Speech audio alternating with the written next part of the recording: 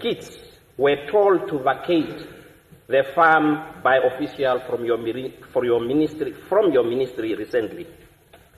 Quite interestingly, in an allotment letter signed by then Minister Honorable Sam Nujoma and the Land Reform Advisory Commission chairperson, the following paragraph was highlighted in that letter. And I quote, "You are required in terms of the provision of the Agricultural Commercial Land Reform Act 1995, Act number 6 of 1995, to take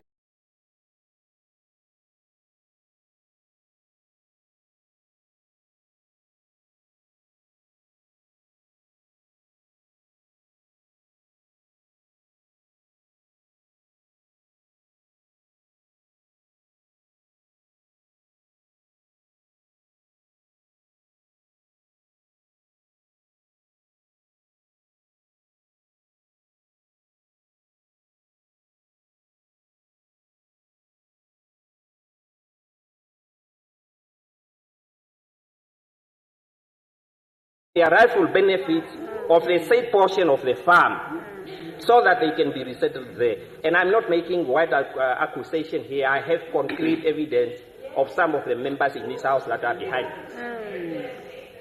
And I'm protected by parliament immunity as well. And this Honorable Minister needs your urgent intervention to stop it forthwith. Equally, in a state allotment letter, it clearly stated, Honorable Minister, I'm asking a question regarding the late Prof. Kerina farm that is now in dispute, just for you to be able to catch up. Equally, in a state, who say Master start again? No, please. Oh, I would love to do that. No, please. Equally, in a state allotment letter, it clearly stated that in point 7, that in the event of your insolvency, liquidation, death, or mental incapacity, the land allocated reverts automatically to the state, whilst awaiting the appointment of an heir, trustee, or tutors, as the case might be. Honorable Minister, quoting from the above highlighted paragraph in that letter, is it not common cause that after the death of Prof. Kerina, the natural course of events should have been the process of appointing of an heir of the said portion of the land, who must be the kids or wife of the deceased? Is it not the current scenario that we have so many farms that have been allocated to people who have since passed away, but upon their death, their spouses, kids, and family took possession of the said portion and are living there until now? So what is the difference with Prof. Kerina, and why should these kids and family be told to vacate this portion of the farm? Honorable Minister, considering the role the late Prof. Kerina played in the liberation struggle of Namibia, is it the way the Namibia government should treat this or his surviving kids and family? Honorable Minister, this is an issue that really needs your urgent attention and intervention before you vacate your seat.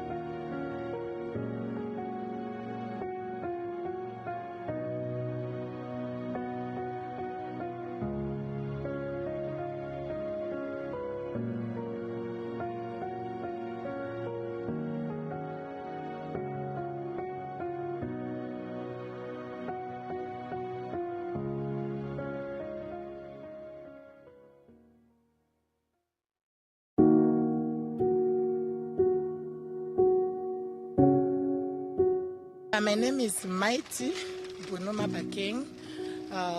I'm here as a foreigner, but I'm half Namibian and half Zimbabwean now. So I've been at this market since 2012, and I'm in Namibia now for 21 years. So since we started selling here, we used to fight, you know, that tribalism things. But Sam Nujoma was there, was a man of peace. He allowed us to work, and for him, he was like, there's no tribalism. As you know, that Nujoma was very close friend of Comrade Robert Mugabe, the late. They were friends. So I remember one day, this market, there was fight. He sent Tatekanime from city police to come and address us. And he said, where is the Zimbabweans? So I thought like that day maybe we are going to be told you are going to be deported back to Zim. So he came to us, he greeted me, how are you, madam? I said, I'm fine. When he greeted in Akaneme, he said, I just come to announce this to all of us. You people here, Namibians, Angolians, Zimbabweans, we are one. No tribalism here. So I really, really thank Tate Nujoma for the spirit of love that he really showed us. And for that, since that time, we never had any problem. We are working together here. We are just like one Africa, one people.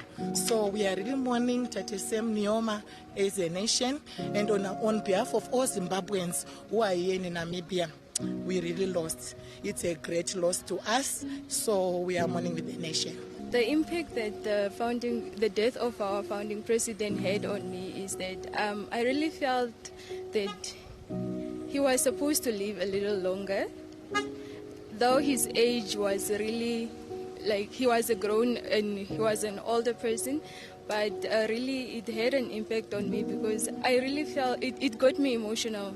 The only way we can honor him is by burying him at the Heroes' Egg. Our father of the nation, our commander-in-chief during the time of the struggle, is a bad news to hear that our founding father passed away. And to the whole Namibian nation, I'm giving up my condolence to them, and I have no words to say. Without founding father, there is no peace in Namibia which we have today. Since we get independence, he's the only president who come up with the word peace and reconciliation. My name is Jola Ushona, a veteran of the Namibia liberation struggle, a former student and teacher, a former student to Cuba, and a member of the Namibia-Cuba Association. To my fellow comrades, combatants, our readers, our Namibian nation, let we stay strong during this time of difficulty. And our commander-in-chief and the father of the nation rest in peace. Asiame kapnak zuwa mbili, presidente kwetu gokuhola na uyomaka dogorokere. Pakulizuwa asili ruguo, mora mkuro na kwetu azi. Asikwa kuturetera tupu uchirwe. Mara kwa karunga kwa kupandura tupasa ngano agende nombili. Ose tatu mulili dogoro narunyeka mgatu mdivara. Mora gatu mangulira srongo. Ngase mana uyoma kapgazire moita, ngano srongo kapsa manguruka. Opoga mangurura srongo tuakara mombili, ose kwa kumulira situa muhara. Mara agende nombili. It's not easy to do it's not easy, but then the matter of time, God the one that gives and God the one that takes. So we don't have much way to say, may his soul rest in peace. Oshilio tudana yunene, kwetu fia po shili malo kwa lilo shilongweshi, ngeno natango tulimita, natulumukwe geno mbili. First of all, I would like to say, may his soul rest in peace. We would like to keep him in our hearts. He can't be replaced. We know he's gone, and we would like to say to the family, we keep you in our prayers, and we wish all of us to be strong here, and let's keep on moving, but we will never forget him. Otate sema ndi president kwetu gokuhovera Republic za Namibia yasikumdiwoloka mora igegatumangwira sorongo setu igegareta mpora mo sorongo setu sa Namibia ano awe kapi nomchima kapidakara nawa. My name is Robert Ailonga. I would like to give the condolences to the family of the founding president. May his soul rest in peace. we will remember our father forever.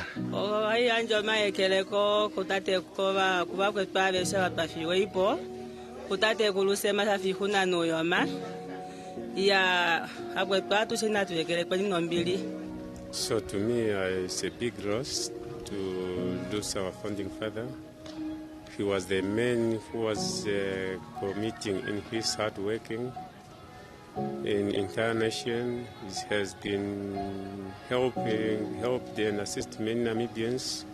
So we will never forget him. It's a very big gap that he left without even crossed. So the message that maybe I would like to say is just for the Namibian people to believe that our founding father is gone forever, and we should take and follow his footsteps that he left, so that we can commit in peace and stability wherever he was doing. Ya apanya nyama ndi radikwa Innocentia amekomkunda kwange natundilira ko kawango komavanze kwa kuyungako ngwendi kwa kutura koko sinikesi ngaturugane na presidente kwetu ya patwakere nare ngatuhepa unene kututona wakwaita kuhepa kondwetu kuwamangira ko makaspara ngawa hepa unene wakondi kuduka gana unene kapinga tukara ngwende aswale tukare ngwende asi pompora ngatuduka gana unene mara kombinges gaturugane na presidente ngotugo pomhowerera ndi omu akarasi atusigio sengweni nyosoko twakarasi nomchima detu dateka unene mkondi kwetu sema na Nujoma igaturugane na inikyo inene gazire kakataka turira uita medina lokunikasi vana vange vakondi vange vakare pompora ndi vakarasine vamanguruka musirongo sa Namibia sema na Nujoma arare nombili ya mora ikaturukana kakapiganinkira swale vana vange awe korole ange mara kwa kwatere musirongo nasinye ompa kwetu amtungike akamsikise mevale Abrahama mora ikaturukane na kapinga tuidivara meparu yetu.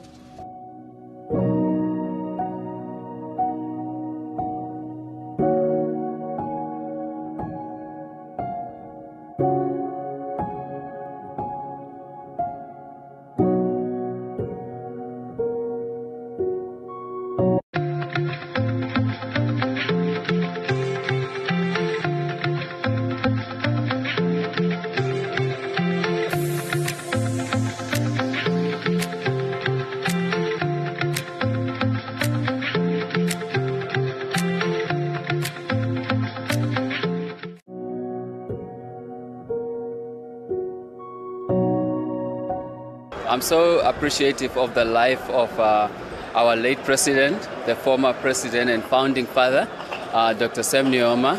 So he has really done a lot for us, for our country, and so I appreciate the fact that he has negotiated some bilateral agreements, like the students he took to Cuba, and then he has been our first president. The country was liberated through him. So we are just so glad that he has also lived for this many years. I'm sure God's blessings were upon him. That's why he lived this long. So Dr. Sam Nujoma will remain our legacy.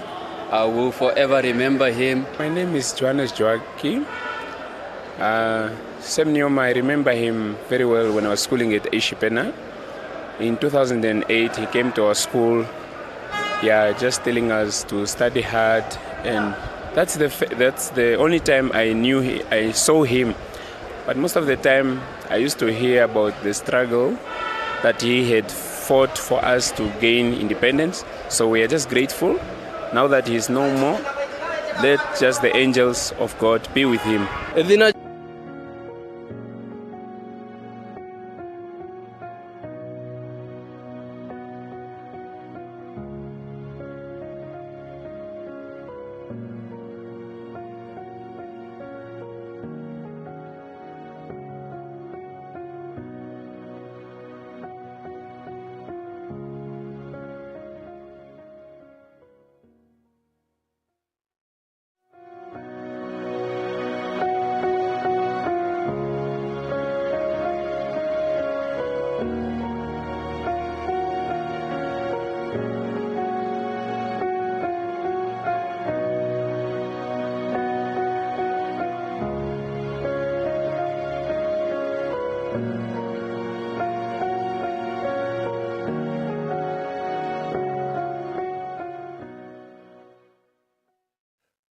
This afternoon, we continue our tribute to Dr. Sam Nujoma, reflecting on his leadership, legacy, and impact on Namibia. We have a lineup of guests who will share their insights and experiences. Paul Amoru, Uganda's High Commissioner to Namibia, will join us to discuss Uganda's contributions to Namibia's liberation struggle and the strong diplomatic ties between the two nations. We'll also speak to Theo Jankowski, a retired veteran, to revisit the moment in history and explore how perspectives have evolved over time. Christine Mboma, renowned Namibian athlete, will also join us via telephone to talk about her role as a goodwill ambassador for the Sam Nujoma Foundation and how she promotes self-reliance and patriotism among Namibia's youth. Stephanus Makhosi, former Deputy Minister of Home Affairs, will also join us to share his personal reflections on Dr. Nujoma's leadership style and his impact on the people of Namibia. Vixen Hangula, a filmmaker, and Armas Chivute, an actor, director, and writer, will explore Dr. Nujoma's influence on Namibian film and storytelling, discussing how his legacy is preserved through visual storytelling. We'll also be joined by Dr. Kairo Mwende, former diplomat and leader, who will offer a broader perspective on Dr. Nujoma's role in Namibia's place in Southern Africa. The last planned regional commissar for the Northwestern region, Raimo Mavirongo, will join us to provide first-hand accounts of Dr. Nujoma's leadership in the liberation struggle and his role in military strategy. Join us as we celebrate the life and contributions of Dr. Sam Nujoma through these powerful discussions.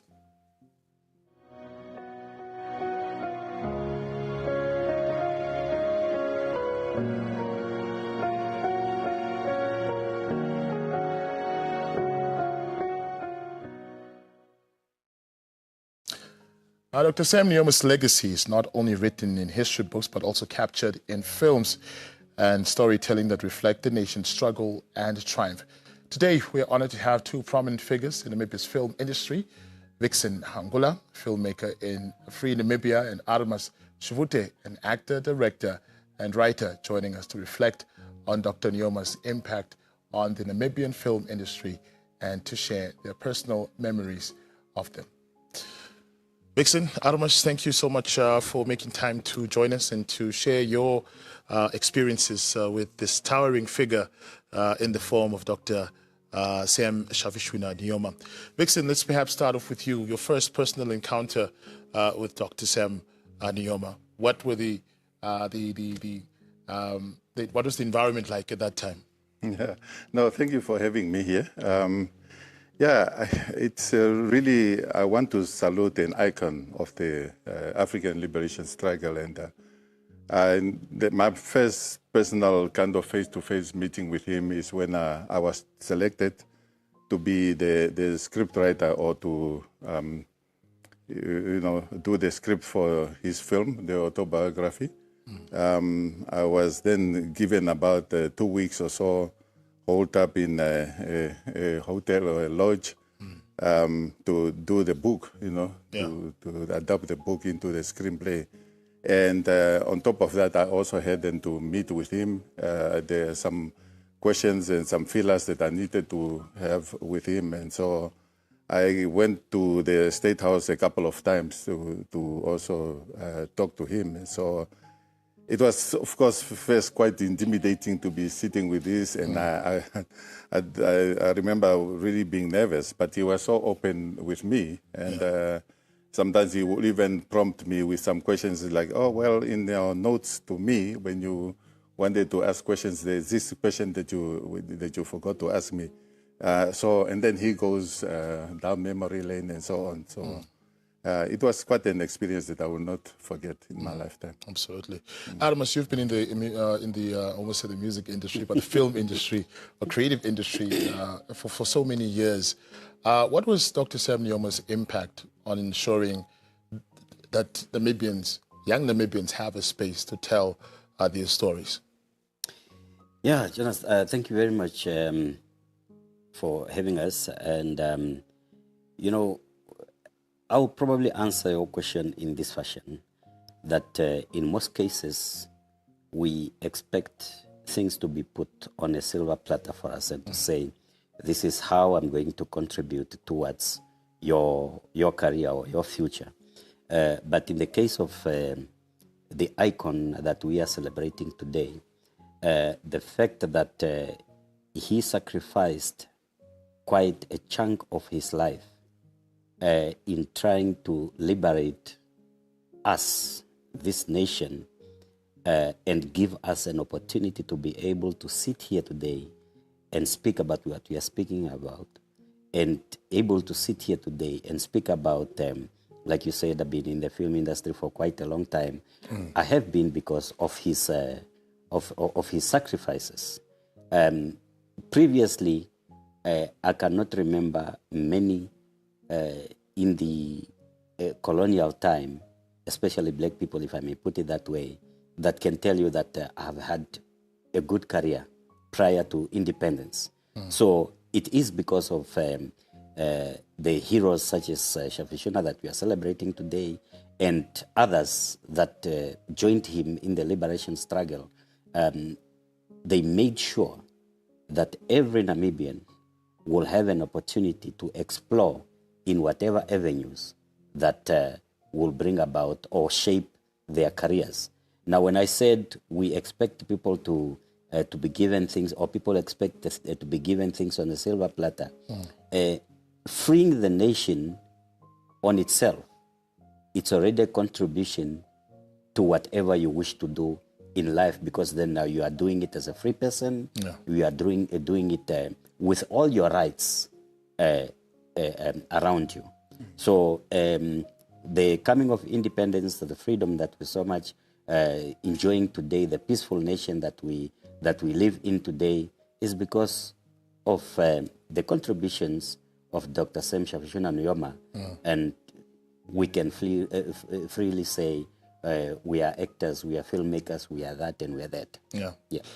Vixen, talk to us about where others wavered. You did touch on briefly, how you were approached, and the work that you had to do to condense. We're often talking over 60 decades here of a man's life. Talk to us about how much of a challenge was it, and maybe also, what are some of the new things that you learned during that process of creating that film?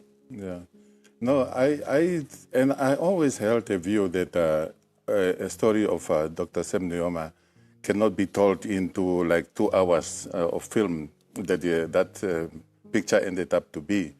It was always my opinion that a personal feeling that we had to do maybe a series, like we had to do a series of over maybe 26 episodes, and still that will not be enough. And I feel strongly that the story really needs to be told proper by Namibians. This was directed by an American director.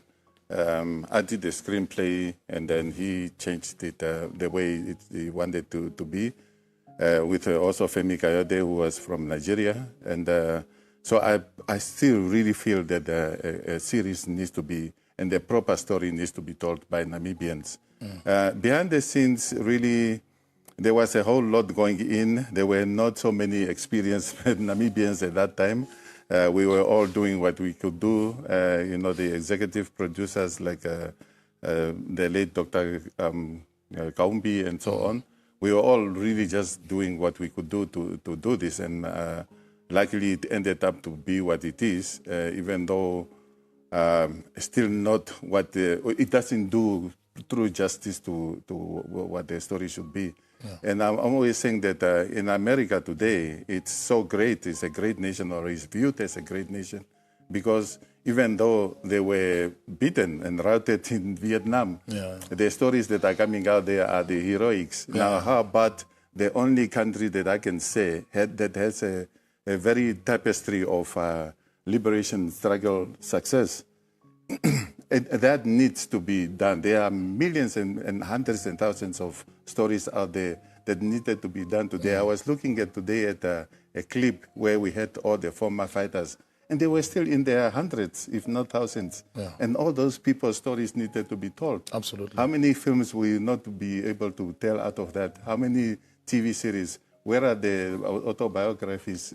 All these things. So we have a rich thing that I'm scared, you know, even in my lifetime, I will not be able to finish them if I have to produce every day, you know. So, yeah, we still need to have a bit of a long way to come and tell a story that does justice to the one of the founding father and everybody that participated in the freedom that we so enjoy today. I like the fact that you made reference to the Americans, which I think many will agree that they can tell one hell of a story. Yeah. I mean, growing up watching all these war movies about them fighting in Vietnam, you actually thought they won. Yeah. Until you come read into history books and wait a minute. So this whole Rambo thing is a lie. Yeah, it's a lie. Yeah. Black Hawk Down, all these other films, you know, they really. When you look at the Black Hawk Down now, they have a documentary about it, and you know, there's one in Somalia. The story that was happened is far from what we were shown on the film. Yeah, and I think that brings me to my next question, Armas, which is the importance of owning the narrative. We find that as time goes, especially we as Africans whose history has been passed on orally, you find that the version of this one uncle differs from the other one's version, and at the end of the day, somebody's life's experiences have been watered down because of the inaccuracies, inconsistencies in how the story is being told. With the power of film, how do you think can we change that and own our narrative so that children and children's children, 20, 30 years from now can watch a story about Namibians and know that it is written and shot by Namibians with the accuracy and the truthfulness that it deserves instead of it being watered down by somebody from outside who might have an entirely different agenda. Yeah. Exactly like Vixen just alluded to now, that Namibian stories need to be told by Namibians. Why so? It's very simple. Relatability. How do I relate to telling a story from South Sudan? Number one, I have never lived there. I don't know their culture. I don't know their history. I know nothing about them. But if a story is told by a Sudanese who grew up there, who knows the culture, who knows the history, who can relate to the events, it's much easier. And the other thing is also that we need to stick truthful to who we are, and we need to pass on this very beautiful, rich heritage to the next, or to pass it on to the next generations. Now, when we came, we were just watching TV in the holding room, and there was school learners that were talking about Dr. Sam Nujoma and holding a picture of him. Now, the question is this child speaking from what they heard from the teacher? Did he or she read it somewhere? Is it documented somewhere? So, this child, after 10 or 20 years, how is he going to narrate Dr. Sam Nujoma? So this history need to be taught to our children at a young age. Gone are the days when you were taught about a computer that you don't even know how it feels when you touch it. You understand? So my point here is really to say Namibian stories by Namibians, yes, maybe we might lack here and there, and we might need to bring in an expert in a certain field, but not to come and supervise Vixen, for example. How do you come and tell Vixen how to write a Mandume and Mfayo story? Point blank. Yeah, Vixen, I know that, I don't know if you could tell, but I also grew up in an African home. Most definitely. And the creative industry has always been looked down upon by our elders when a young person expresses their desire to be a filmmaker or a musician. And of course, also knowing our socioeconomic situation in the majority of African families, it's like, what are you going to do? Making films. They want you to become a doctor, a lawyer, something respectable. Has that perception changed over the years when you sit down with the very people that said, this film thing will never take you anywhere, and they look at something that you have done, and the credits roll and your name is there. What do people say, and how has it changed over the years? Is there a bright future for young filmmakers in this country? It's only us that can do that. You know, like I'm a parent now, and I was a child of parents who grew up in that background to say, look, you have to become a doctor, you have to become whatever. And I was very good at school. And my mother wanted to disown me when I told her that my life is in the arts, it's in the industry. In fact, when I resigned my full-time job at the Polytechnic of Namibia then, where I was working at the library and reading my film books and so on, she wanted to disown me. And until I made my first film and then bought a house. That's when she said that, oh, well, you've been working for like 5 years or so. You never was even able to buy a car or something. And with your first job at this thing, you bought me a house. That's where it went down. And I'm always saying that it's a perception that still needs to change. Yeah. With us now, if my son wants to be a filmmaker, I will understand. Or he wants to be an architect or whatever. So fortunately, 30 years plus after independence, that other kids going to College of the Arts and doing camera or sound recording, and not because there is no other option, but because they really are passionate about what they want to follow. So this is also there, and we thank that to the contribution and of, for example, Dr. Sam Nujoma, who gave us this freedom to help people to change the mindset and so on. So yes, there is hope up there, I believe. Yeah. But perhaps just quickly on that one. Yeah. And you know, the narrative will also just change with the belief in ourselves, the trust in ourselves. The film industry will only be an industry, really, if it is commercialized. The corporate world need to come on board and trust the process. Not only trust, believe in the process also. Only when you sit at home, your son says, I'm going on set. You know your son will come back with something that will buy bread. That bread contributes to the GDP. So it's a whole community setup that need to change its mindset before the whole narrative changes and believe that this industry can be an industry like any other. Yeah.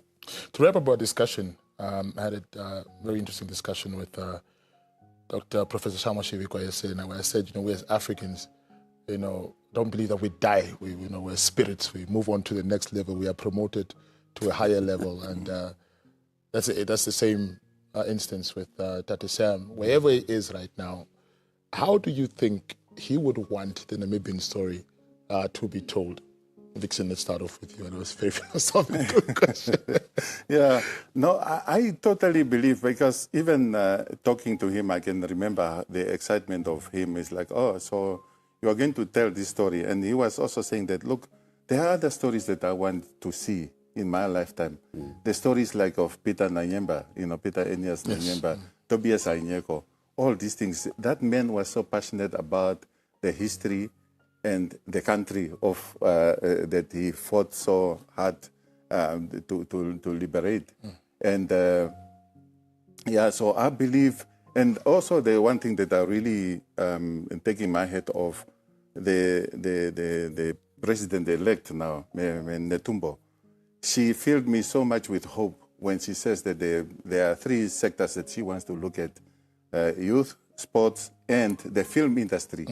She pointed it out, and that fills me with much hope and anticipation and expectation that finally we will have our own soap operas, you know, that telling the story, whether it is modern or the history, or even way back in during the War of Resistance, the Mahareros and the Mandumes and all that. And so that I'm sure it will come, you know. But chief of all, I still believe the founding father's story needed to be retold. That I hold strong. All right. Armas, your thoughts? Yeah, it's funny because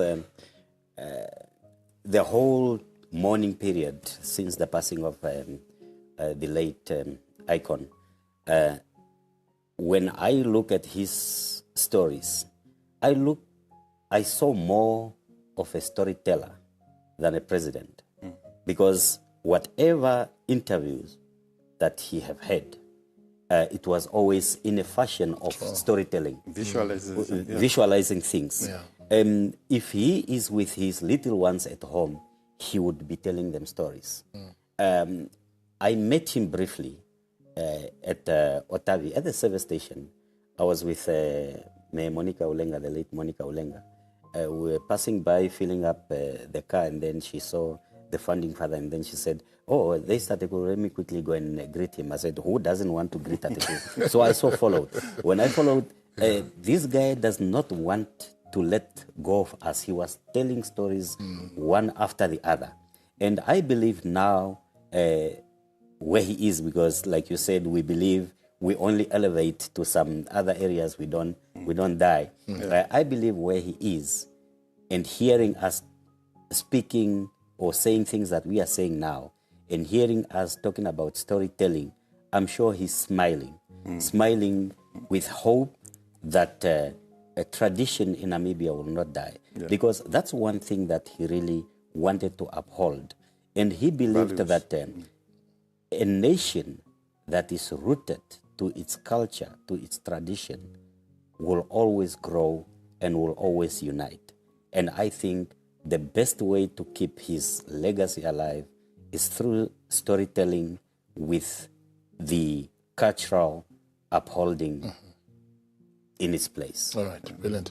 Armas Vixen, thank you so much for your time. I'm sure if we had a whole day, we'll discuss, at length, but that's another discussion for another day. But thank you so much for making time to share your personal experiences, your personal stories, and of course, your aspirations as well for the Namibian film industry, and acknowledging the impact that he had on the industry, and allowing, individuals like yourselves and many others to tell so many other Namibian stories.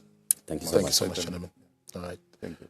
I was fixing Angola, and Armas Shivute, prominent figures in the local film industry, sharing their thoughts and their experiences with the late Dr.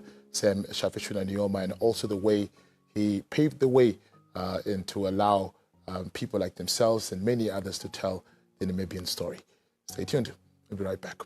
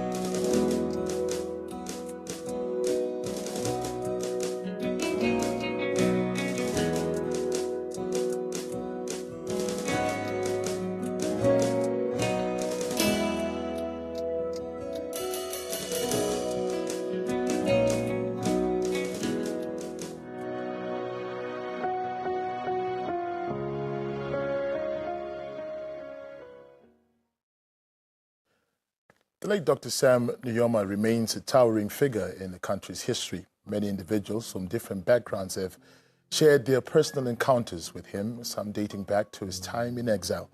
Among them is a group from Rieboth, whose meeting with Nujoma in Lusaka left a lasting impression. Today we speak to Theo Jankowski, a retired veteran of the remaining members of that group, to revisit that moment in history and explore how perspectives have evolved over time.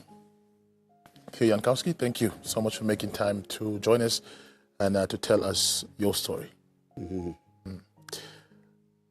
Of course, I think a good start to this conversation would be your impression around Sam Nujoma is no longer with us. But talk to us about that and how that news touched you on that day.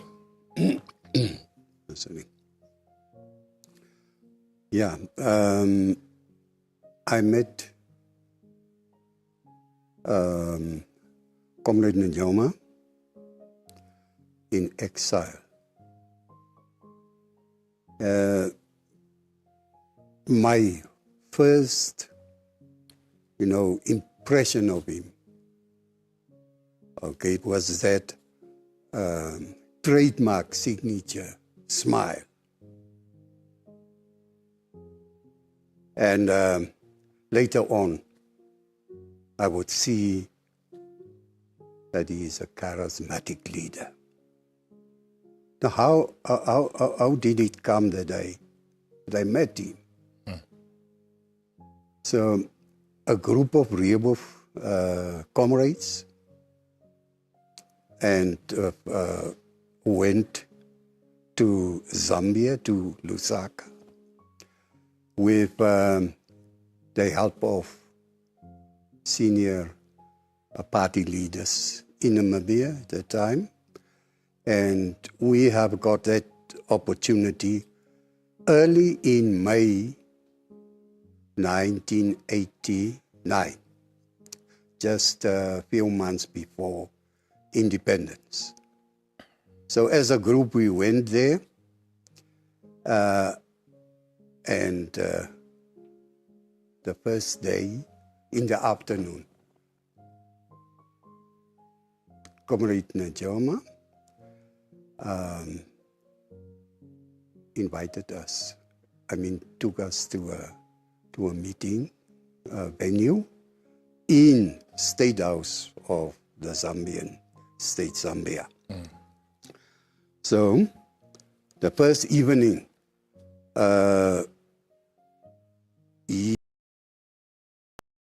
had a very short discussion, very fruitful, just for introduction. But what happened would, forever in my mind. When we were there in the room, he invited a person. And that person that he invited to meet us was the late comrade Oliver Tambo of the ANC. Wow. And the founding father said to him, please meet my people from home. So Namibia was not yet independent. So when he used that words, it was emotional. Look here, Sam Nujoma, he introduced us to another African leader, great leader. My people from home. So that embodied the inclusivity and the embracing of all ethnic groups. Okay. And then the next morning, we were again in a meeting. But now with late comrades Theo Ben-Gurira, Chiriange, and Amutenya, and so on. What is the main purpose of your visit at that time? Yeah. The main purpose was to meet him, and I would say to be encouraged, because that was the plan of the group. I must name them, like Marco Ausiku and Nambinga, Njala, Shiwameni. They came to Rehoboth and they facilitated that trip. Yeah. And so we went, and those meetings, you know, you could see the encouragement, you feel the encouragement that they give, and they themselves were very self-confident. And we would, you know, we see then that independence is not far away. During the fight for independence, what was the conversation like in Rehoboth, you know, amongst the pastor community around this man that some have never seen, Dr. Sam Nujoma, and that he's the one leading the fight against, you know, this oppressive regime of South Africa? What did people say about him at that time? And you being a young man yourself, I believe, at that time, what was the conversation like about Sam Nujoma?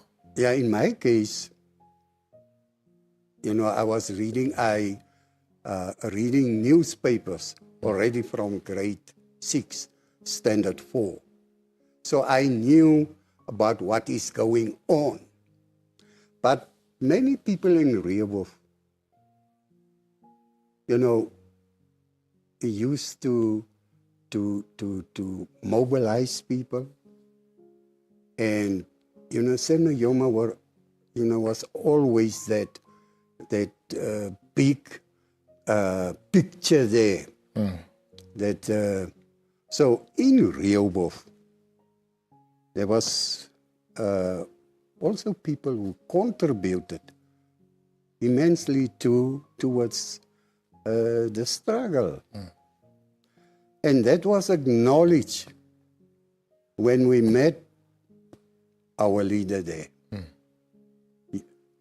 Comrade Sam Nujoma told us, I'm aware, we know what you people, or some of you people, also did. That old man named Samuel Bekes, Jacobus Samuel Bekes, and we called him in Rehoboth Koos VV Oor. He was of the first and frequent petitioners to the UN, stating, you know, the oppression of this regime. And that old man, and Comrade Sam Nujoma told us, we know, and that those petitions, it gave us encouragement when we were busy. There were others after that was, because he died in 1965. But others went on to petition the UN. So Rehoboth, there was a part of people always against the oppression of the white South Africans and so on. But unfortunately, other peoples also had other views. Absolutely. Yeah. It's unfortunate that some of us are only hearing about individuals like Koos VV Oor for the very first time, and as time goes, you know, names like that might disappear in our history books, especially for the younger generation. What do you think needs to be done to ensure that each and every individual who played their part in helping liberate these countries, names and what they did, recorded so that young people don't forget. They don't forget the fact that these freedoms that we enjoy, when it didn't come on a silver platter, people had to sacrifice their lives, their youth, for this cause that has now produced what we're enjoying currently. No, I think it should be taken up, recorded in the history books. It should be part of the syllabus of the learners at school. And, sometimes you see people think, okay, it's minorities and whatever. But some of those people did wonderful jobs, in regards to the liberation struggle. And Comrade Sam Nujoma he walked the talk. So he was not just saying things there. When he came back, because he told us, now you go back and you organize yourselves. We will come very soon. Don't worry about intimidation, victimization. We will come. And when he came from exile, he made a point to go to Rehoboth. So he was very, that inclusivity, as I said. And he went to Rehoboth, held a rally there prior to independence, after independence. He heard about the wife of Koos VVO. The wife died, passed away. And then he came to Rehoboth to mourn with the family, attend the funeral. So it's embracing. And then he went back. One of the things that Dr. Sam Nujoma was very passionate about was reconciliation. And for many people, it was a very bitter pill to swallow. And you'd find that, before independence, and many families, including my own family, had an uncle who was fighting on the other side, who had joined the South African Uniformed Forces. And you had a part of that family that still belonged to the ruling party.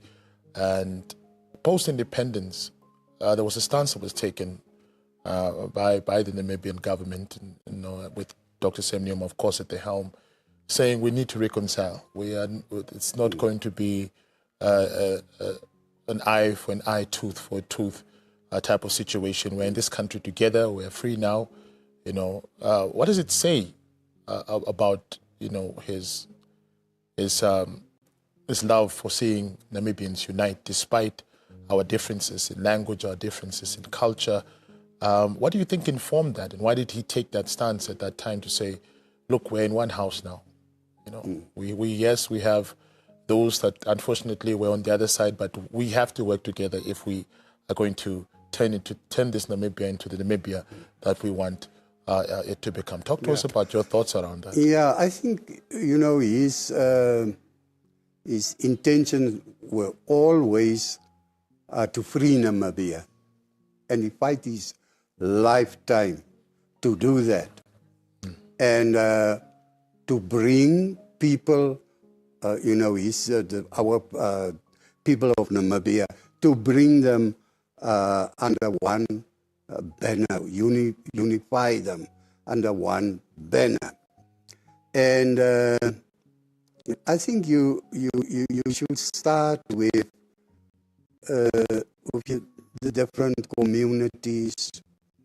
And I think he realized that you can only have success if all the people are together. So that was the reason why he would always try to unify people. And this is his policy of reconciliation. at the end was very fruitful. I must say, you know, when I heard those words, for instance, my people. So if there was any doubt, where do I stand in the history? Or say the bastards also, where do they stand in the future of our country? We are one nation, and that is what he preached. And, you know, he was charismatic. And you could always see, even if you look to his personal encounter, when he comes at a meeting, he will greet, he will have a conversation with people. I know one instance that the security, they already wanted him to come to a next, you know, proceed. Yeah. But he took his time with the people. Yeah. Lastly, young Theo, what can the younger generation learn from your generation? Of course, you know, as the late President Dr. Hage Geingob always emphasized, and even the presidents before him, they kept on emphasizing that we are now fighting new enemies now. It's, you know, it's about economic development. It's about fighting poverty. You know, the tools, the weapons are no longer guns, but we now need to apply our minds to ensure that we develop this country. Because the first phase of the of the liberation struggle was that of you taking up arms, you know, going against the South African apartheid regime. What advice do you have for the younger generation in terms of participating in this new warfare now of taking the country to the next level? Yeah, you know, for instance, when I say, you talk about, for instance, reconciliations previously. Let me first start there. When Sam Nujoma didn't bring or give us, you know, what he actually did was he brought dignity to our people. Dignity. And that is most precious. Younger ones, they must learn what happened in the past. They mustn't forget their past.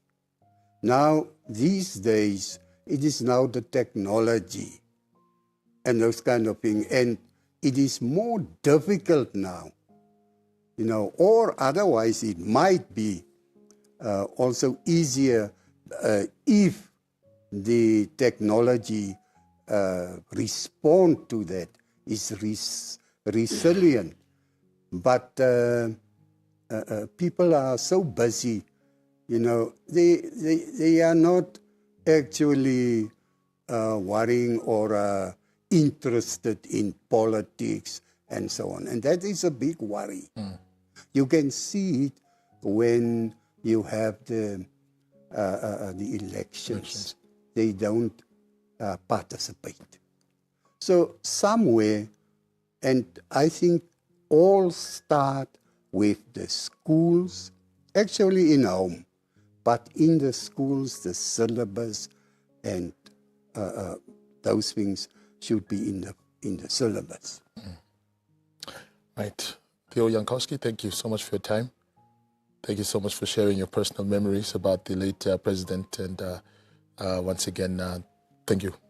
Okay, thank you. All right, thank you so much. And that was veteran of the liberation struggle as well, Theo Jankowski, sharing his personal account in terms of meeting Dr. Sam Nujoma for the first time, the impact that he had on him and others as well who had come from Rehoboth at that time, and also the contributions that he has made in the country post-independence. We'll cross over to Studio 1 for the news highlights and soon after that continue with our conversations.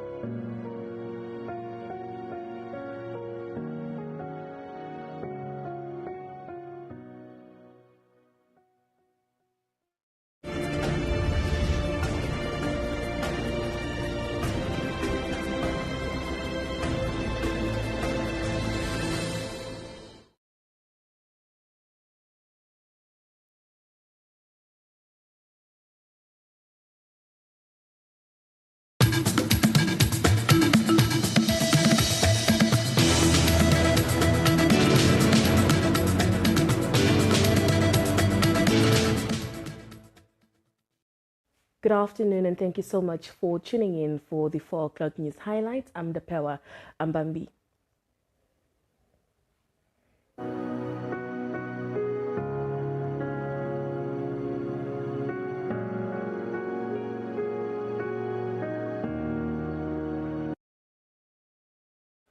To begin with, preparations are in full swing for the first memorial service of the late founding president to be held at the Nujoma residence in Etunda in the Omusati region. NBC reporter Ndapanda Shuya is on the line for an update. Ndapanda, good afternoon. Good afternoon, Dapewa, and good afternoon to our viewers. Kindly just give us an update on what has been happening at the residence since morning. And Dapewa, it has been a hive of activity here at the Nujoma residence. This is the home of the parents of the late founding president, Sam Nujoma, where this morning we witnessed the NDF members practicing their formations and as well as their parades ahead of the memorial service, which is set for Thursday. There has also been a number of meetings with the Regional Memorial Preparatory Committee, where they were discussing logistical matters pertaining to preparations in order to ensure that really all is in order as the people prepare for the first memorial service that will be taking place here, the place is of great significance because this is a village where he grew up. He was born here. He grew up here. Many people know him from this area. So a number of thousands of people are expected to attend the first memorial service. If anything, the tents, the number of tents that are here are also an indication of the number of the large number of people that are being anticipated to attend on Thursday. All right. How would you describe the atmosphere there? It's a mixture of emotions, Ndapewa. We all know that, yes, we are mourning, but as well as celebrating the life of our late former president. Here and then you would see people crying, shedding a tear, but mostly it's a reflection of the life he lived. It's a reflection of the leadership. It's a reflection of his life before he went into exile and also after exile. So people here are mostly reminiscing on these beautiful memories that the founding father has left behind. The legacy is being celebrated here, but indeed we are still observing the mourning period because our founding father is no longer here with us. Now, we also managed to speak to a couple of people that are from Etunda village. Unfortunately, we understand that when we spoke to the headman, he tells us that most of his peers are no more. Therefore, we couldn't really get hold of his age mates to just tell us about his life and times that they shared with him. But everybody here is celebrating him. They are saying that he was a man that loved communicating with the communities. When he was around at home here in Etunda, you would find him doing ordinary things with the ordinary people on grassroots level. It's not that they say that when he would go to their houses, they would have a conversation. If they were maybe plowing mahangu, he might also participate in that. So they say that when he used to come home, Ndapewa, it's not a matter of he's the president of the country, he's the liberation stalwart, but he brought himself to the level of just being an ordinary community member. Yeah. Lastly, Ndapanda, kindly just walk us through this evening's program. This evening, we are expecting the people from the Ogongo constituency, of the Ogongo constituency. They are coming to pay tribute to the founding president. And then there will also be a school, and a school, the Sam Nujoma Senior Secondary School. The students are coming, or the learners are coming to pay their respects also to the fallen liberation stalwarts. And then tomorrow, I think it's just before, before I jump to tomorrow, and then they round up the day after the two visits that I've just mentioned. They will round up with a prayer session and then await for tomorrow. Now, tomorrow in Ndapewa, it's going to be a very different ball game in the fact that the family is going to have their own memorial service, which is expected to be attended by most of his family members ahead of the official one. As we know that the official memorial services are usually limited to specific speakers, so they want to really just reminisce on the lives and times of their leader ahead of the memorial service, which is the official one on Thursday. So tomorrow, the family members, the neighbors, and friends from the community here in Umsati region and beyond will be attending the memorial service to pay their respective tributes. That's from 10 o'clock in the morning, Ndapewa. All right. Well, Ndapanda, thank you so much for that update, and we'll surely speak to you as the day goes by. Thank you so much, and pleasant day ahead. All right. As we continue off with the bulletin, Kavango West Governor Sirka Ausiku describes the late founding president Dr. Sam Nujoma as a man who was passionate about education, women empowerment, and agriculture, amongst many other things. Ausiku made these remarks while opening a book of condolence in honor of the late founding president in Kurankuru on Monday. It was a gloomy atmosphere as various regional leaders Stakeholders and the general community gathered at the governor's office in Kurankuru to pay tribute to the late founding president. The governor says the late has always been relentless about boosting agricultural activities in Kavango West. Our Siku elaborates on the founding president's love for education and women empowerment. The Kavango West governor says a regional memorial service is scheduled to take place in the region, but the details will be announced at a later stage. Us as a region, we will always remember him for encouraging us to get involved in agriculture. His last visit to our region was 2023. He came here. We spent the whole Easter weekend with him. He was at the palace and he met the regional leadership. During his tenure, all our green schemes were operational at a full scale. Our founding president was also passionate about education. His wish is that all Namibian children must be in school. He was also passionate about women empowerment. He worked very hard. All of us remember that there was a women's desk, which later became a Department of Women's Affairs, and later it became a ministry during his tenure. Now we can proudly talk about 50-50 gender equality, where both women and men are given equal opportunity. The late Dr. Sam Nujoma will be remembered as a remarkable individual, a leader who not only served with valor on the battlefield, but also led our nation with integrity, wisdom, and unwavering commitment during his time as a president after independence. We as a nation have learned and appreciate the values that is placed in unity, the strengths of resilience, and the importance of serving something greater than oneself. Well, that concludes the news highlights at this hour. Do stay tuned for the special broadcast in memory of the founding president. Until then, it's goodbye.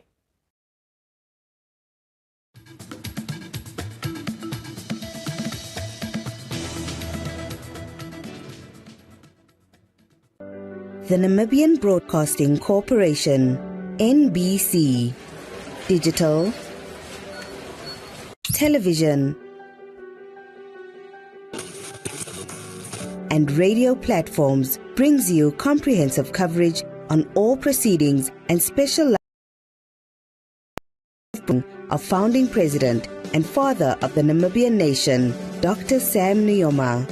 We remain committed to bringing you around-the-clock updates of all proceedings and programming on the life and times of our fallen hero until the burial, as the nation mourns the loss of an iconic and historic figure. May his legacy live on forever.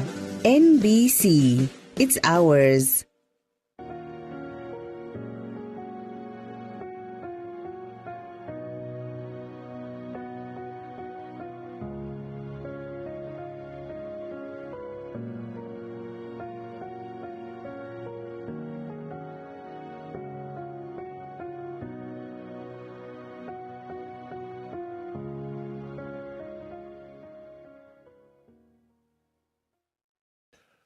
Welcome back. Dr. Sam Nujoma was also a commander-in-chief who played a vital role in the liberation struggle. His leadership in SWAPO and as the head of the People's Liberation Army of Namibia, or PLAN, was instrumental in securing Namibia's independence. Today we're honored to have Raimo Movirongo, the last PLAN regional commissar for the Northwestern region during the liberation struggle. As a former regional commissar, he will share his first-hand experiences of Dr. Nujoma's leadership, military strategy, and the role he played in guiding the struggle for freedom. Raimo Movirongo, thank you so much for making time to join us. Thank you very much for having me.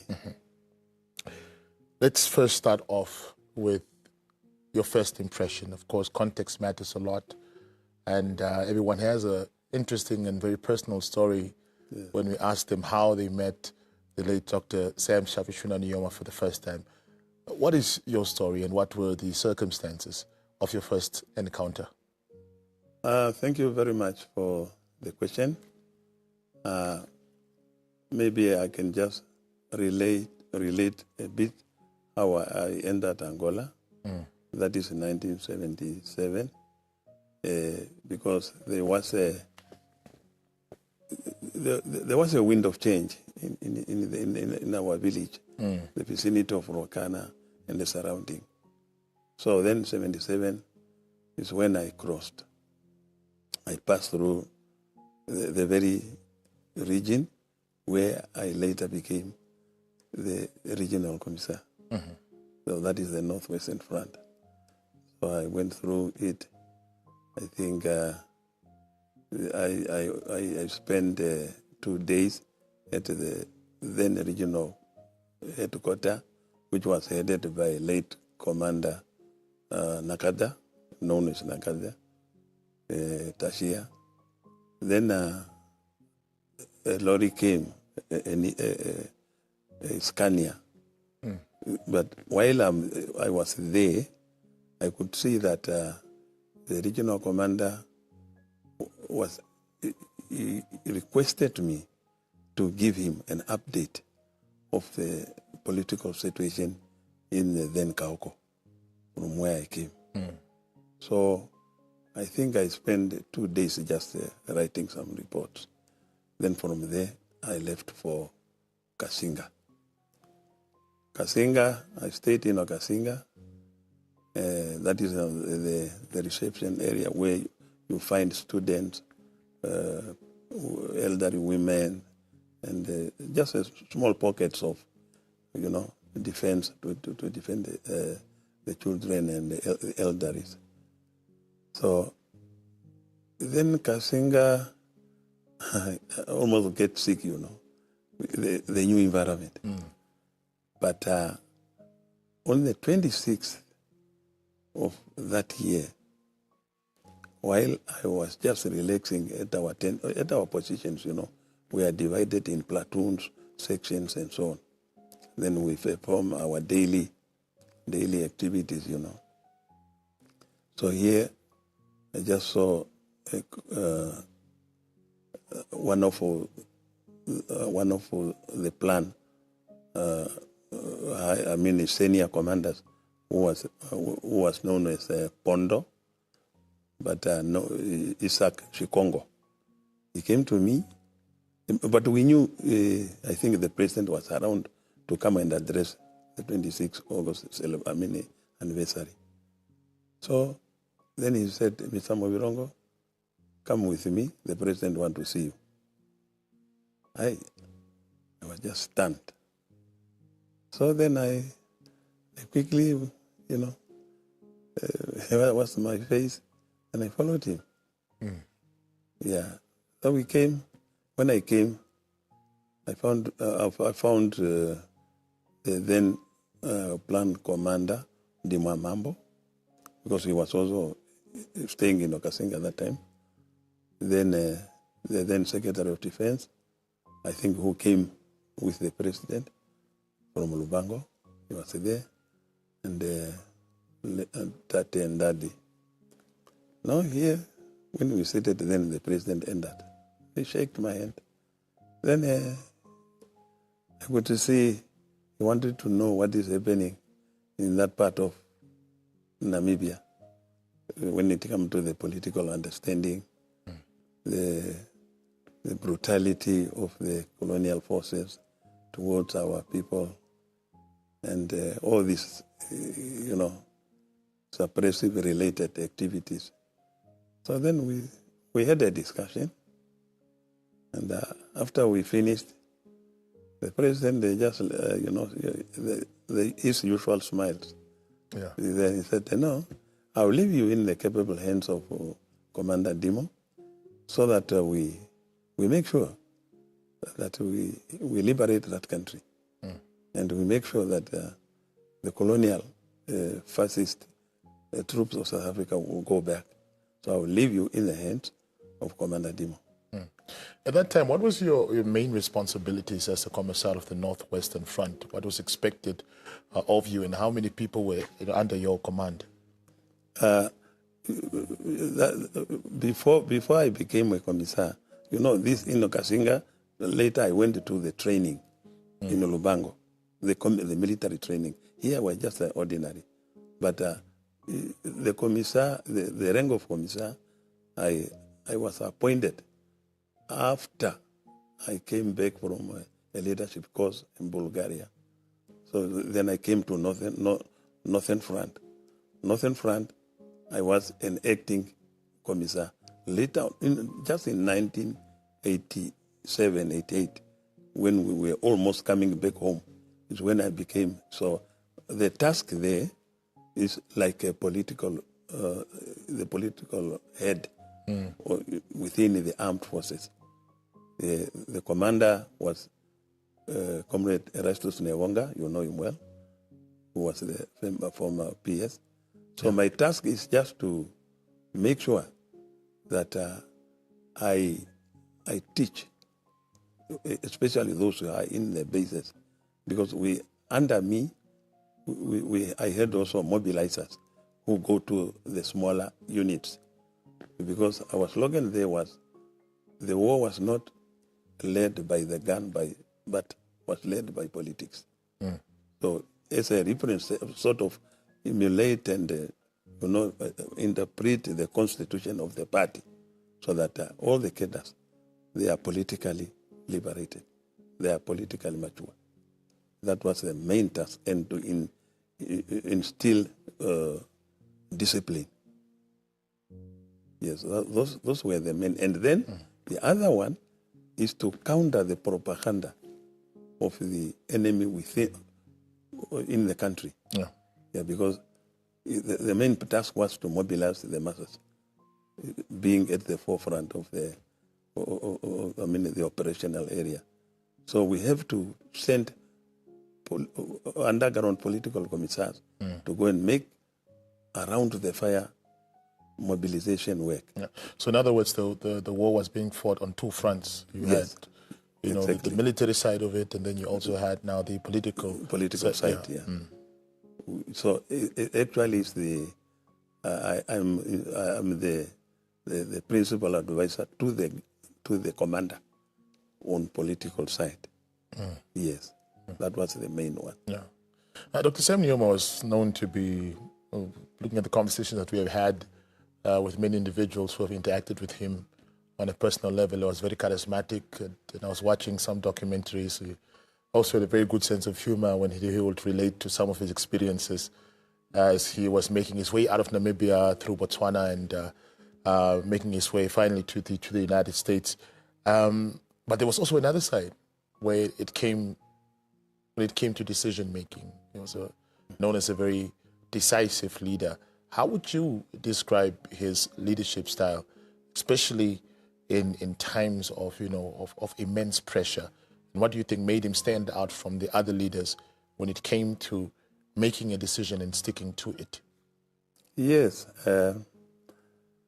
Yes, our founding president and father of the Namibian nation was a unique personality. You see in him, he never, he's not a person who deviates from what he thinks is the right thing to do, especially for the Namibian people. When it comes to how he handled, especially even, even the operational side of the war, he's always in touch. He's a man who makes sure that he speaks to his voice come to the last person. Especially, I'm talking about the fighters now, so that he come to address us, and he makes sure even if you have some commanders or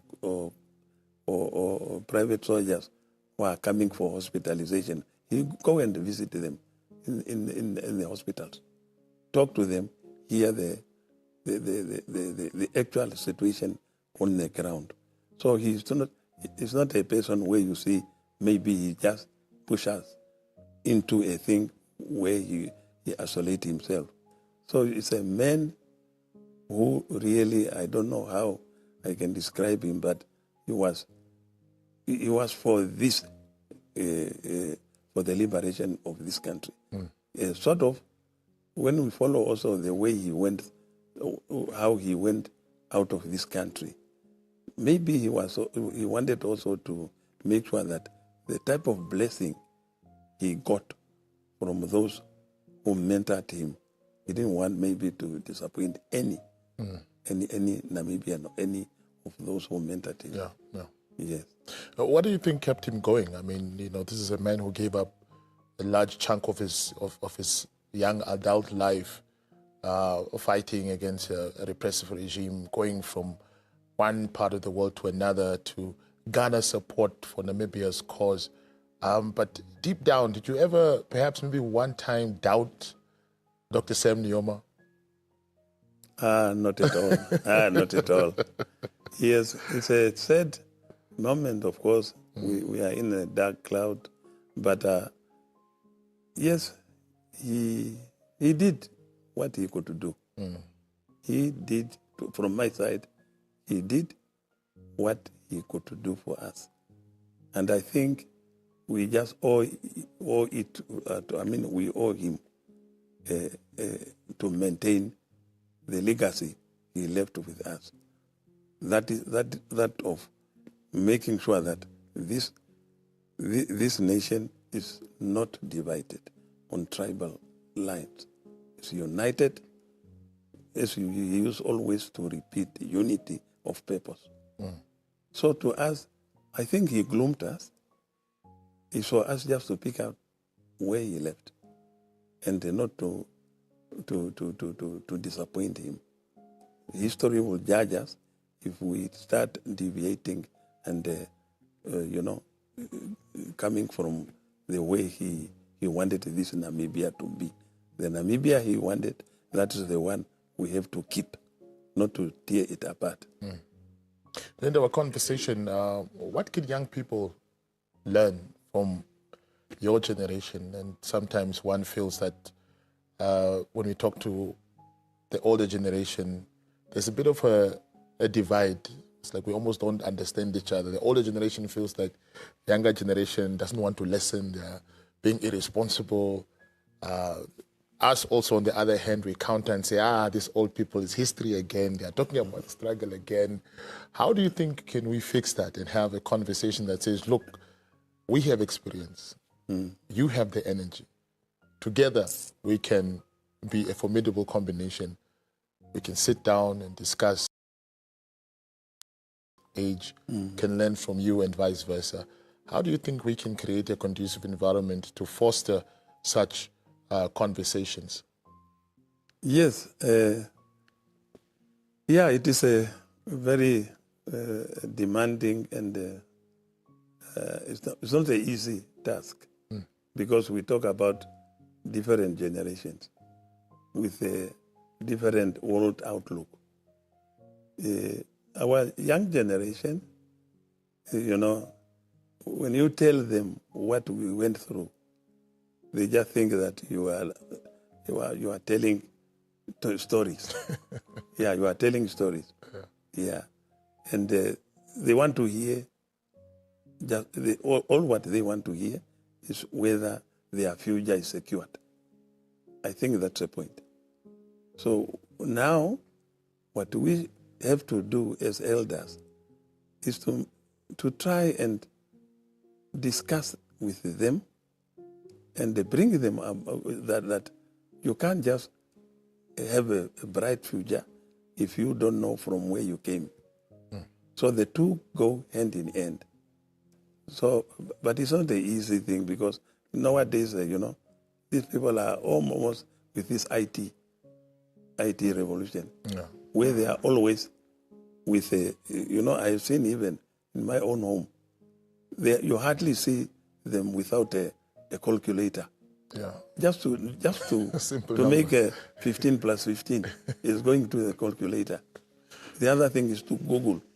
Yeah. So it's more like a remote.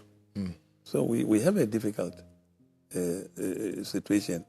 Maybe they will, with time, they will learn if they are coming also into leadership positions, so that they can tell their fellow, youngsters. Yeah, I think we can prosper. All right. Yes. Kaderemo Mavirongo, thank you so much for making time to come share your personal stories and your personal interactions with the late founding president of this country. Highly appreciated. No, thank you very much for having me. And I wish all of us the best and to put to rest our founding president in unity. Thank you very much. Thank you so much. Thank you. And that was the last planned regional commissar of the Northwestern Front, Raimo Mavirongo, sharing his personal accounts of how he left Namibia to go join the liberation struggle together with other young Namibians, and also touching on the first time he met the late founding president, Dr. Sam Nujoma. Another testament to the incredible human being that Dr. Sam Nujoma was in the lives that he has touched, not only in the struggle, but also post-independence. Stay tuned. We'll be right back.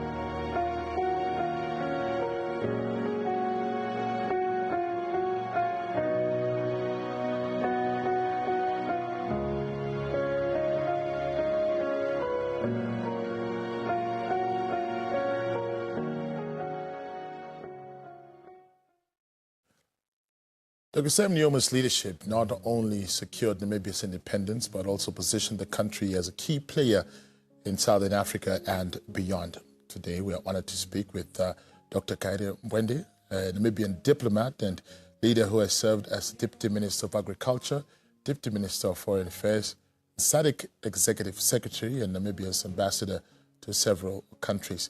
With his extensive experience in governance, diplomacy, and regional development, he will help us reflect on Dr. Nuyoma's legacy and its continued impact. Dr. Mwende, very good afternoon, and thank you so much for making time, as always, to join us. Yeah, it's a great pleasure being here. Much obliged.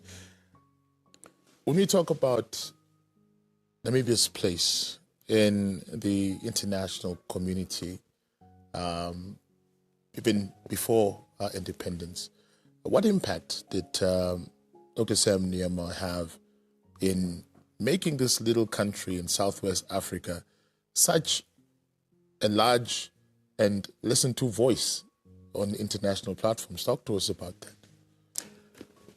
Well, I can say that Namibia's foreign policy before and after independence was really a personification of the person of Sam Nujoma. As a leader, he articulated views, principles on a variety of issues. But you know what characterized Sam Nujoma was his bravery, commitment, and fearlessness. And these characteristics will play themselves out wherever. And therefore, they influence Namibia's foreign policy. When Nujoma speaks, you think that he must come from the United States of America or from the Soviet Union. You think it's a superpower talking. Yeah. But it's somebody from a small country with a population of, at that time, even less than 1 million. Yeah. You know, and therefore, some would say he has been a David among Goliaths. You know, always punching above his weight, and therefore taken seriously because of a principled stance that he articulates without fear or favor. Now, soon after independence, of course, Dr. Sam Nujoma and many others were tasked with the responsibility of building a new nation. Obviously, there were going to be sectors that were going to prioritize more, and one of the sectors that was a priority was agriculture. Right. Talk to us about that and why he saw it as, you know, one of the things that we had to do or develop early in our days of independence. Well, I think for President Nujoma, he would say that a nation that cannot feed itself is not a nation. And cannot be respected. So for him, agriculture was a priority, that our people are able to feed themselves.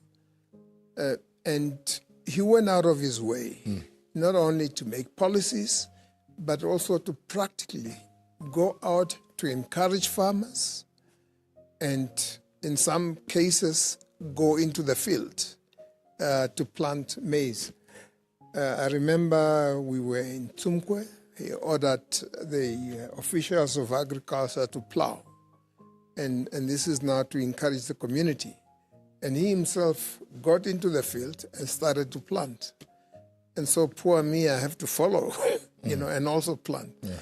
And you could see all the officials from agriculture who were sitting there with their suits, that they also had to come into the field. Yeah.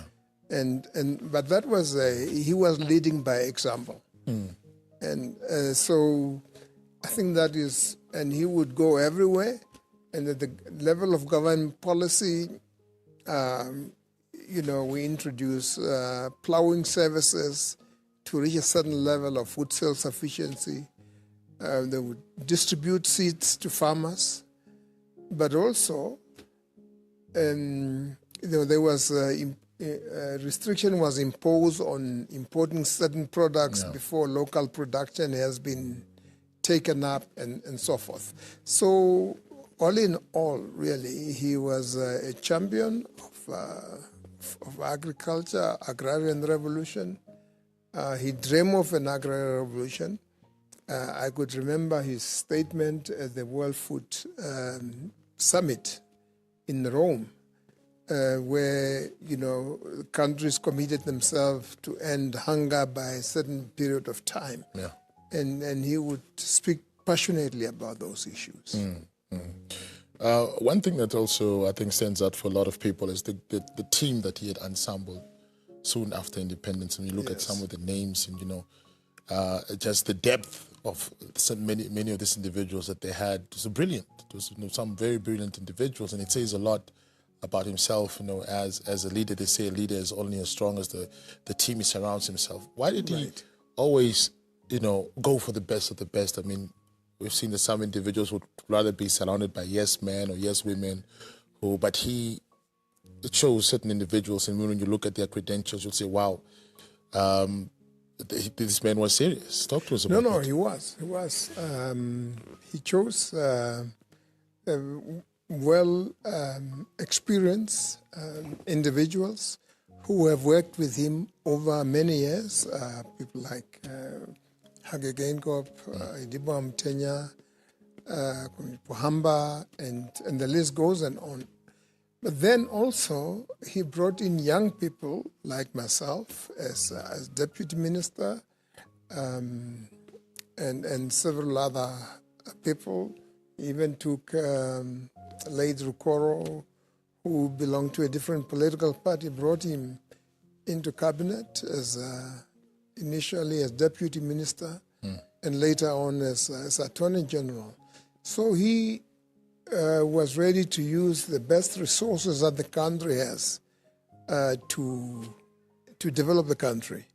And of course, his policy of national reconciliation made him also bring in some white compatriots. Herr Hanekom was Minister of Agriculture, late Otto Herregel as a Minister of Finance. So he was his recruitment for leadership during those years was outstanding. But also for him, he was also very principled and knew, you know, what he wanted from his team. I recall an incident where the World Bank came and presented a project for agriculture, and we should take a loan to address the problems in Kunene. And obviously, being as compassionate as he was convinced that, if you want to do that and you're going to eliminate hunger in Kunene, so be it. And therefore, go and talk to my Minister of Agriculture. So the team came to me, presented the project, and I felt that project was not going to be a success because in the first place, the capacity to implement, the amount of money we're supposed to borrow, and then I would say that, yes, we'll borrow the money, the project will fail, and we'll still be indebted. And therefore, I don't think it's a good idea to go ahead with that project. And then they say, no, but the president has agreed. And, you know, my office at the time was just house. And I was agitated, so just walk straight to State House and say, President, the people from the World Bank came with this project, and I don't think it's a good idea. And he said that, if you think so, then it's fine. Then the project is off. And I was, of course, the most hated person by the World Bank because I went to convince the president otherwise. But he had faith in his team. You know, he had trust. If you say, according to your analysis, this is not good for us, he would listen. You know. Talk to us about SADC, the formation of SADC, Namibia's role, and how he was viewed in SADC by fellow leaders, and what is it that, you know, made him stand out? Yes. Sam Nujoma has always been passionate about issues. He's a Pan-Africanist, and he believed in African solidarity. And, you know, three issues come to mind. One was there was a summit called by President Mandela to discuss the situation in Nigeria. And now that was after the Commonwealth decided to impose sanctions on Nigeria because of the execution of Sarawi and other activists. Yeah, the Agoni activist. Yes, Agoni activist. And so the summit was then to consider, how to deal with the situation in Nigeria. And Sam Nujoma was the first to take the floor and say that no, we cannot allow the imperialists to impose sanctions on an African country. And then, whatever views were among the other leaders who came to that summit were completely disarmed. And he said that no, we cannot allow Nigeria to be isolated by these imperialists. And, and that turned the table. And, of course, then it was how do we engage Nigeria and the whole, But the mood was different before the summit until it took the floor. And I remember it was President Nujoma and Ahmed Salim, the late, who had very strong views. Because for Salim also, Nigeria was providing most of the peacekeepers on the African continent, and therefore sanction against Nigeria would not be good for Africa and so forth. But he was a lone voice. He was a lone voice on the summit in Johannesburg on sustainable development, where he took on Blair on the question of Zimbabwe. And he said, you Tony Blair,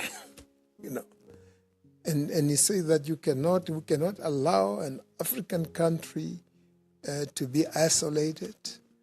And if they would invade Zimbabwe for whatever reasons, Namibia will send troops. This were his exact words. Yeah. Then, of course, the third one also that comes to mind is the sending of the troops to the DRC. Yes. As an expression of solidarity. And it was not only a question of sending troops to the DRC. He had very high expectations about the role that a stable and democratic DRC could play, given its natural resources and how that could contribute to regional integration and so forth. Of course, as we know, that was not to be, but he had that belief, and he believed that we can stabilize the DRC. And, for Nujoma, nothing was impossible. He will always go out. He will speak most of the time first, and if not, he will repeat himself a couple of times. The other issue was also a discussion on the relationship between SADC and COMESA, which was, again, very complex. And he took a very strong position. And, that led Namibia eventually to pull out of COMESA and concentrate on SADC. Yeah. So that was Nujoma for you. He had strong views, he was passionate about them, and he will articulate them as clearly as possible.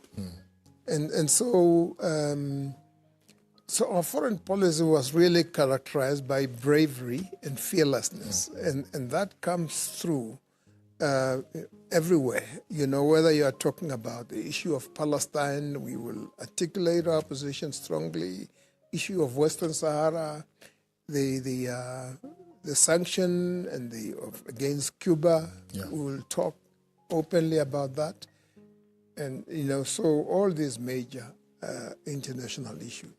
Some leaders obviously shy away from talking with the passion that Sam Nujoma spoke with. Did you at some point think, after this meeting, maybe these countries are going to impose sanctions on us as well? Was there ever a time where you felt a bit worried, like, hey, no, TSM is going a bit too far here? No, but you see, I tell you, on the question of Zimbabwe, we were very strong. Sam Nujoma maybe was very strong in supporting Zimbabwe, advocating for the lifting of sanctions. And, we had this dialogue, the SADC-EU ministerial meetings and, and dialogue on that. And the question of Zimbabwe always came up. And sometimes they didn't want to have Zimbabwe as part of the SADC delegation. And we say that, no, you can't tell us who's coming to the meeting, we come, so far. But some people were jokingly saying that Namibia is joining Zimbabwe in the isolation. That is how far it went, that we were, speaking openly about it. And those countries that are shunning Zimbabwe for one or other reason will also do the same for Namibia. And so some other colleagues from the region were jokingly saying that, oh, Namibia is joining Zimbabwe in the isolation. But that is Sam Nujoma. Yeah. And whatever he believes in, he will do it without fear or favor. Yeah. And retrospectively, what do you think discouraged countries from pulling the same stand that they did on Zimbabwe, for example, imposing sanctions on Namibia? What made us, especially with our geopolitical, position in terms of, us, being gifted with a very nice coastline? What was it about us that made Western countries, even if they wanted to say, no, we can't, do to Namibia like we do to other countries, and as far as imposing sanctions is concerned?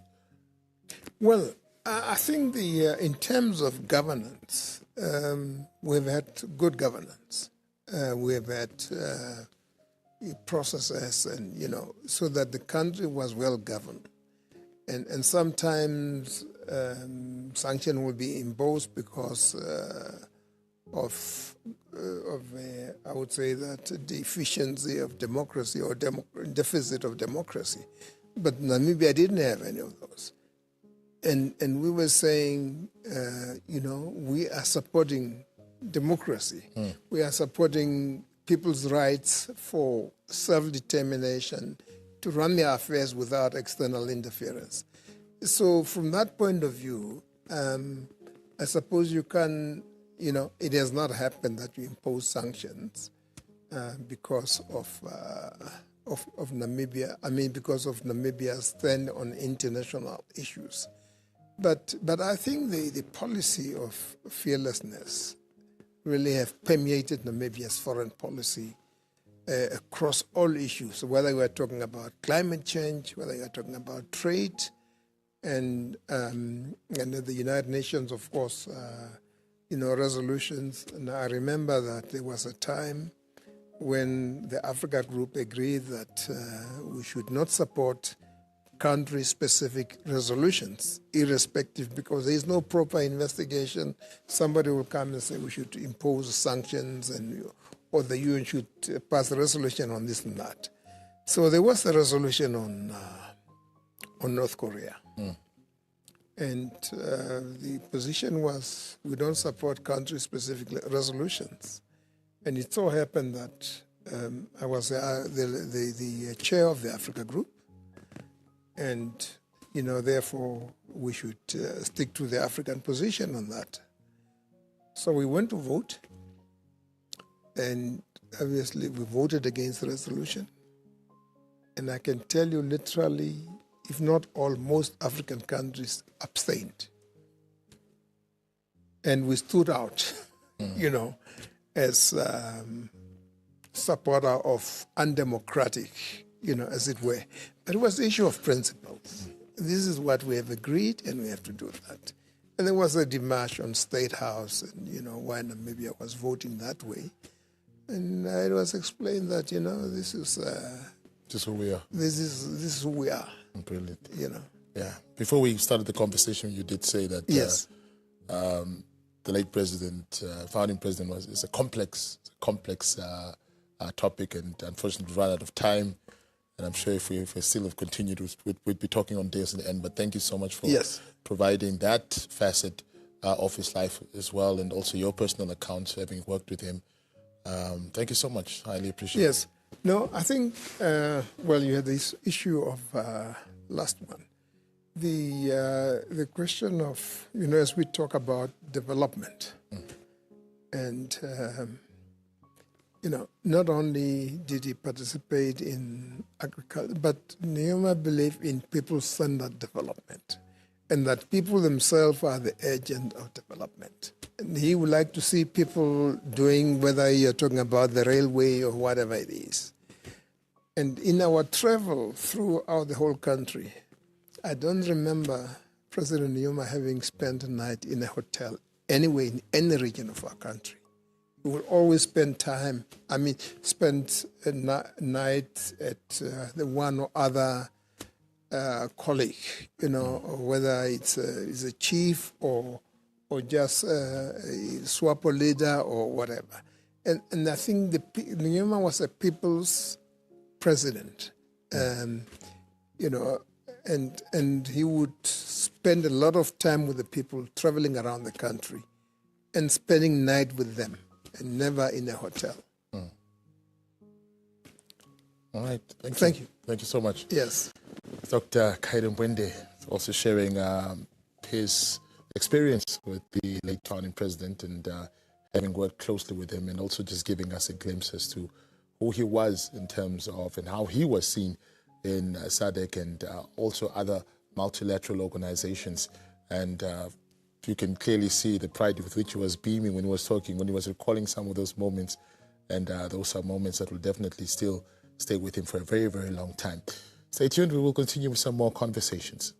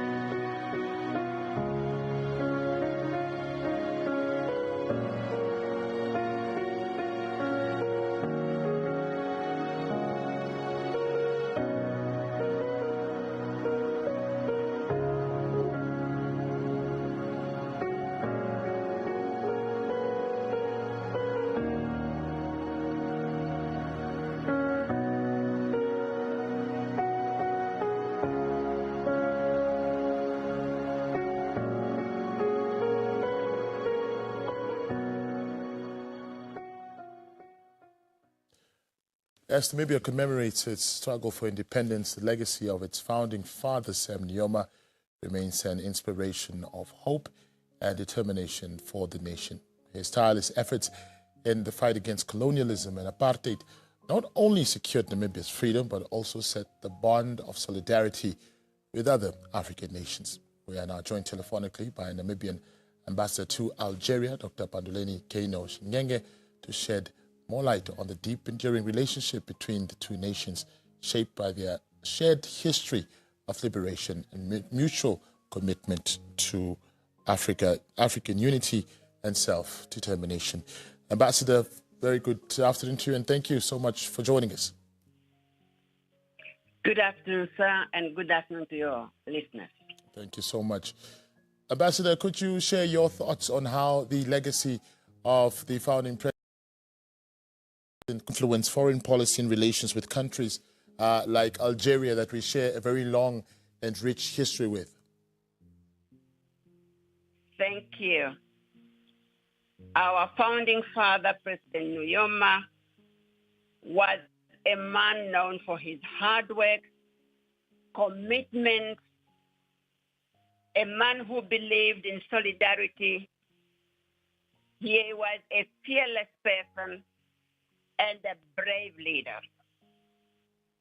As he crisscrossed the world, he visited North Africa many times and made friendships with the people of Tunisia, Egypt, and Algeria. It was because of this visit that he was able to get solidarity support in terms of the military, in terms of passport that our leaders used to use when traveling around the world. Just the other day, I met a good friend of his, Ambassador Jody. who was telling me how they traveled to Paris on Algerian passports, although my president could not speak French. Because of this solidarity, he laid really a foundation for enduring diplomatic ties, which remain strong today. And it's because of his vision that our foreign policy, Namibian foreign policy, remain deeply rooted in Pan-African solidarity, mutual support, translating this historical bond into ongoing cooperation between Algeria and Namibia in terms of defense, security, and multilateral diplomacy. Namibia continues to engage with Algeria on matters of regional peace and security, counterterrorism, capacity building within the African Union framework, ensuring that our shared history fosters meaningful partnership for development as well as regional stability. Ambassador, talk to us about what do you think was appealing to our struggle to countries like Algeria when the founding president was going from country to country, knocking on different doors, garnering support for our struggle. What was it that Algeria saw, not only in him, but also just in Namibia, saying, no, we need to help our brothers and sisters? It was determination, sheer determination to make sure that Namibia gets free. And not just Namibia, but all countries that remained under the colonial powers to be able to get free and develop themselves. It is this principle that today we continue to adapt to ensure that all people who still are under oppression, they become free. It is the same determination and strength we see in the people of Palestine and we see in the people of Western Sahara. Now, apart from Algeria allowing the founding president to use an Algerian passport, many people, I think, don't know that the first weapons that were used in the struggle for our independence was from Algeria. Talk to us a bit about that. Yes, in terms of defense, military, we have our late Dimo Hamambo. He was trained militarily here in Algeria together with the giant of the late Nelson Mandela. And our president, Sam Nujoma, received the first weapons from the then president, Benzela. He was fond of telling the story of how he traveled with this weapon through Cairo, then he went on to Sudan, went on to Addis, and eventually landed in Tanzania.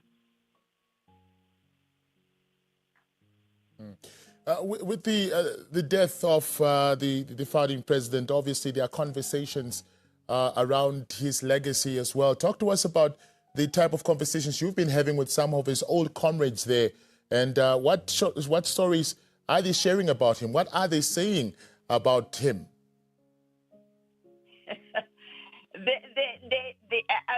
They talk about our late president as a very, very charming person. But not just charming, but a determined person. When he puts his mind to an issue, he will go through with it. And I think it is one of the qualities that the Algerians admired in our former president, Nujoma. Lastly, we know that Namibia is now also has declared a state of emergency in light of the extreme drought situation that we're facing. And once again, Algeria has come to our aid. Why does Algeria consider as such a priority, especially in our times of difficulty? Algeria has continued with supporting Namibia even after independence. We have had a number of scholarships offered to our students. We have a number of medical doctors, veterinary doctors, water engineers, and other subjects that have studied here in Algeria. Now we have an offer on the table to continue supporting us in education. And you may wish to know that in 2017, our vice president came here when she was Minister of International Relations and Cooperation and signed 7 agreements. Among them is an agreement in vocational training. And we have an agreement in trade cooperation, cultural cooperation, veteran affairs, and the memorandum of understanding on the visa exemption, which was visa exemption for diplomatic and official passports. And we are looking at further cooperation in other areas, such as cybersecurity, etc., etc. So when we were faced with a severe drought, Algeria came to our rescue, of course, giving us the necessary assistance for us to be able to feed our people. So it's not an isolated solidarity issue that Algeria has blessed us with. Ambassador, thank you so much for your time, and thank you so much for providing us with that insight in as far as, Namibia-Algerian relations are concerned. Thank you so much. Thank you. Thank you very much. That was Dr. Pantuleni Shingenge, Namibia's ambassador to Algeria, a country that is considered an all-weather friend for Namibia, even before our independence. And as we spoke on earlier about that, some of the first weapons, as a matter of fact, that were brought into the country by the founding president came from Algeria. So it says a lot about the commitment and the faith that they had in aiding Namibia to become independent as well. Stay tuned. We'll be right back.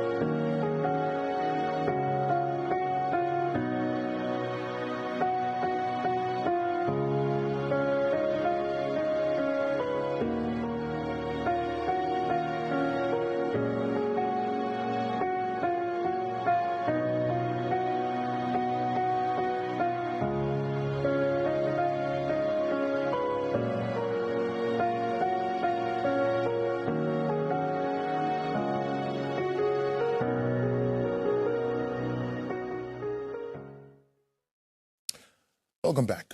In this interview, we explore the unique experiences of Honorable Stephanus Mogotsi, a key political figure who served as Namibia's Deputy Minister of Home Affairs from 2005 to 2006, the Minister of Land Resettlement from 2007 to 2010, and as the SWAPO Regional Treasurer. Having had personal interactions with Dr. Sam Nujoma, the founding President of Namibia, Mogotsi offers valuable insights into the leadership style and character of the late President Nujoma. Through his recollections, we gain a deeper understanding of Nuyoma's connection to the people of Namibia and his impact on those who supported him throughout the struggle for independence. Stephanus Mogotsi, thank you so much for making time to join us, and very good afternoon to you.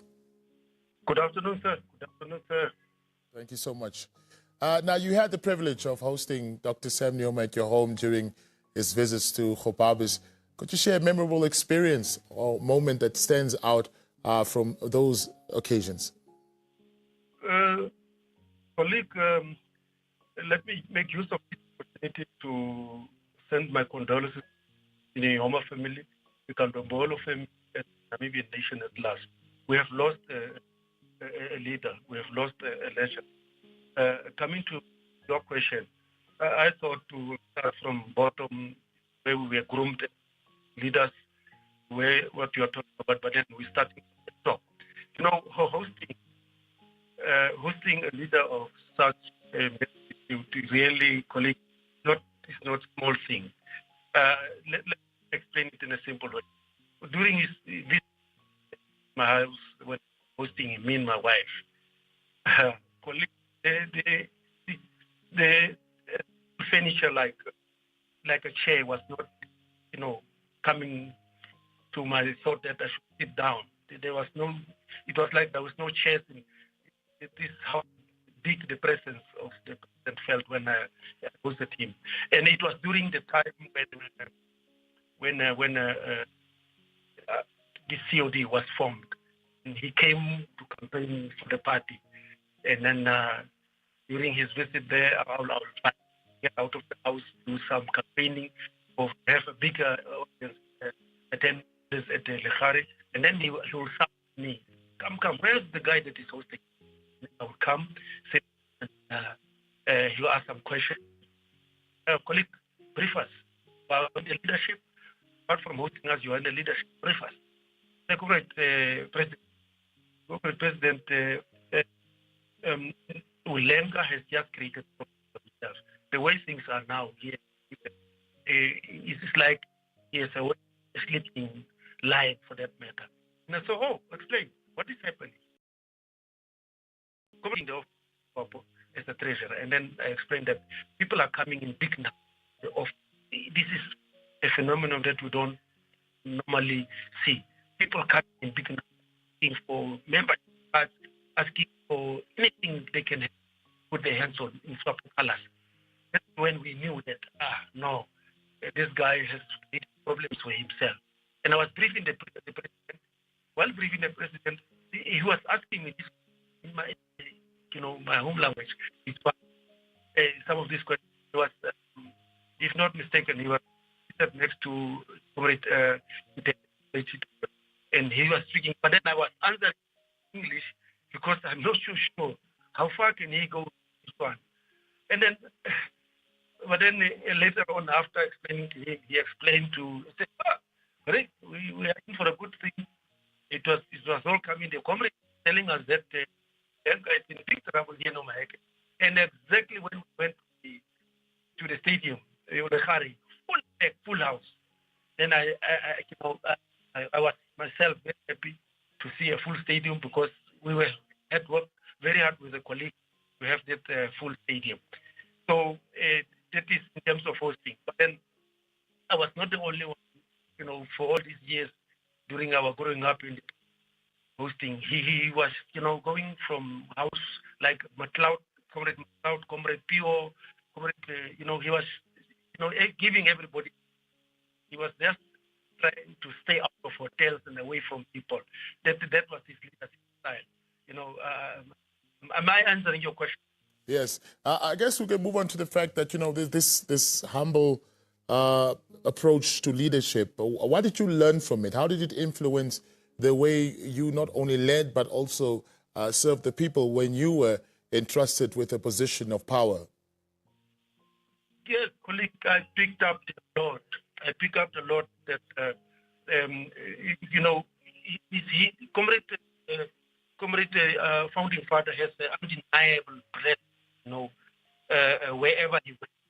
And you can feel it, whether you are outside the hall, him discussing issues within the community hall, you will feel outside. But then his, the way he carried himself, dignified, but a very ordinary individual, very humble. And that was his style of leadership.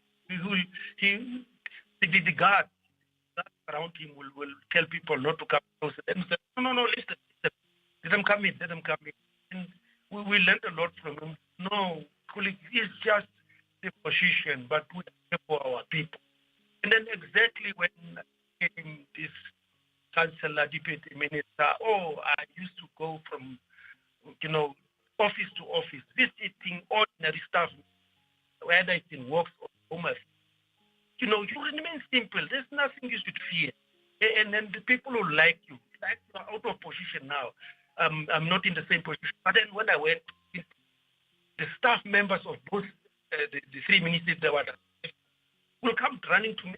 The Deputy Minister, Chancellor, we have learned a lot from our founding father. Don't let positions go.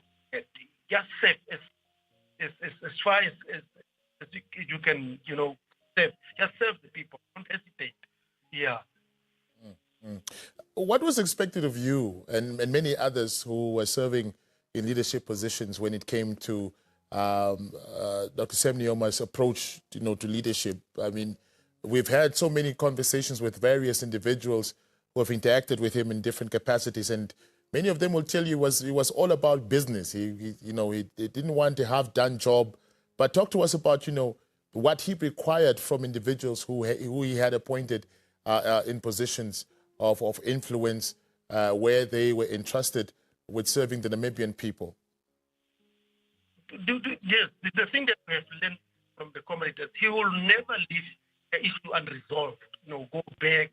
He will come back to Kobabis and stay for a whole 3 days, coming and solve issues here in Kobabis, in fights and so on, comrades of misunderstanding.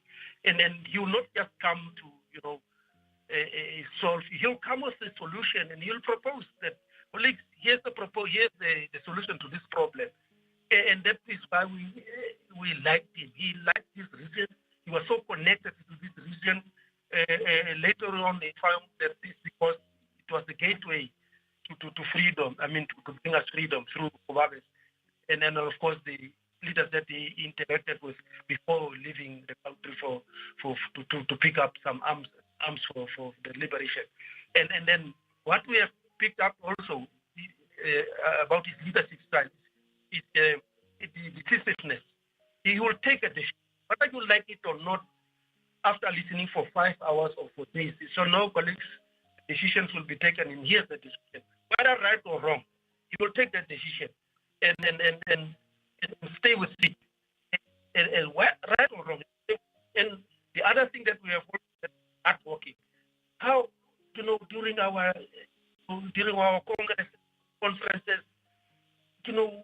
staying with us till late.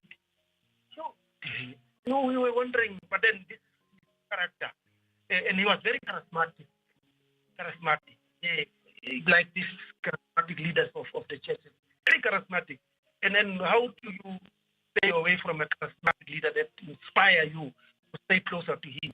There is no way you can stay away. You come closer and closer, and this is how we make us, some of us, to follow him without reservation, that because he's so charismatic, he has the style. Just look at he was not allergic to learned people, with diplomas. He surrounded himself very intellectual. Just look at the way when he was in exile, sending intellectuals to represent various countries and institutions of the world. He never worried. These people will go behind my, I'm not so learned, they will go behind my back and, maneuvering me out. No, because he knows that who he is. He has sent you and you will come up, you must come back with a report. This is what we have learned in terms of leadership style from Comrade Founding Father, that you fear not. You fear not for the intellectuals. You can only combine the bring up something good for yourself and the country. Yeah, colleague, I don't know whether I'm answering your question, but this is... You definitely are. But to wrap up the conversation, looking back on your time working with Dr. Nujoma, what legacy do you think he leaves for future generations in terms of what they can learn in the face of the struggles that you and many others faced before independence, and them being a younger generation having to deal with other struggles in terms of developing the country as well and the role that they can play? What are some of those key lessons that they can learn from the late founding president? Colleague, one thing that stands out is that not a single blood was spilled because of him wanting to stay in power. When the time came for him to leave, he just left. Of course, we gave him an extra 5 years to serve, but of course, 10 was not enough. And then although some of the comrades wanted him to stay longer, he said, no, I'm going. That is top of everything.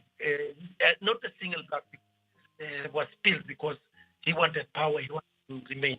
And then, of course, the one legacy that he also imparted on us as young leaders: colleagues, don't involve yourself in corruption, nepotism, tribalism. And he used to say, I will remember this word. I remember that when he used to say, colleagues, if you character, please have character as a person. Have character, because if you have character, it will protect your peace. But then, as youngsters, we could not understand. But later on, when we came into positions of leadership in the party and as well as in government, while traveling abroad, opportunities availing themselves to travel abroad, here comes the character. The temptation started to come in. You remember just one word. Your character is something that you possess when you are in a dark place or during the day. If you don't have character, you will lose your vision and your direction. You will come back with the news if you are not careful. If you understand what I mean. Yes, absolutely. Mr. Stefanus Mokgotsi, thank you so much for your time. Thank you so much for sharing those personal stories about between you and the late founding president and his interaction with you on a personal level. Highly appreciated. Thank you so much. Thank you, thank you very much. All right, thank you so. Stefanus Mokgotsi, former Deputy Minister of Home Affairs between 2005 and 2006, and also served as the regional treasurer for the SWAPO party, just sharing his personal interactions with the late founding president.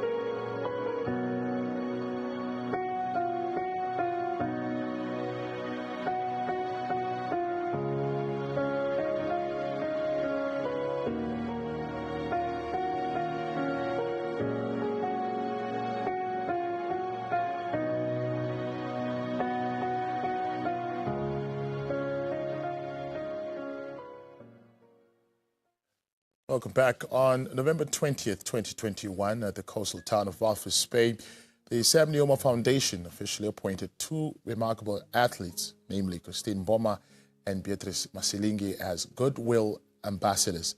This appointment made by Dr. Sam Nujoma, the founding father of the Namibian nation, recognizes their dedication, exceptional talents, and the inspiration they provide to the youth of Namibia. We now hear directly from Christine Mboma about the honor of being selected and their roles in promoting the values of self-reliance and patriotism, which align with the Sam Nujoma Foundation's mission. A very good day to you, Christine, and thank you so much for making time to join us. Thank you for having me. Much obliged. Christine, talk to us about when you found out that you were going to be appointed as the Goodwill Ambassador for the Sam Nujoma Foundation, and particularly by the man himself, Dr. Sam Nujoma. It was an honor for me, to be the ambassador for the foundation. I was happy, and when I heard that I was gonna meet him, I was so happy to meet him for the first time. Yeah, I would say it's an honor for me to be the ambassador. Christine, talk to us about how it felt to meet him for the first time. A lot of people that we have spoken to sharing their stories say, when you are in his presence, you feel something very special. But talk to us about your first time meeting the founding president. I was so happy. I didn't expect in my lifetime to meet him, because I grew up seeing his picture at school or in offices. It was a great opportunity for me to meet the founding father.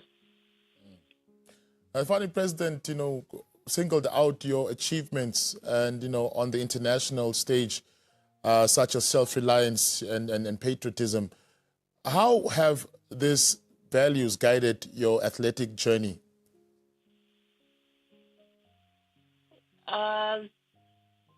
It helped me a lot from the support I got from different people. The founding father himself, it helped me. It motivated me to push hard and to make my country proud. For those that don't understand what a Goodwill Ambassador is, especially now for the Sam Nujoma Foundation, what is expected of you? What are your responsibilities exactly? My responsibility is to show up at the event and many more. Just to motivate the kids out there.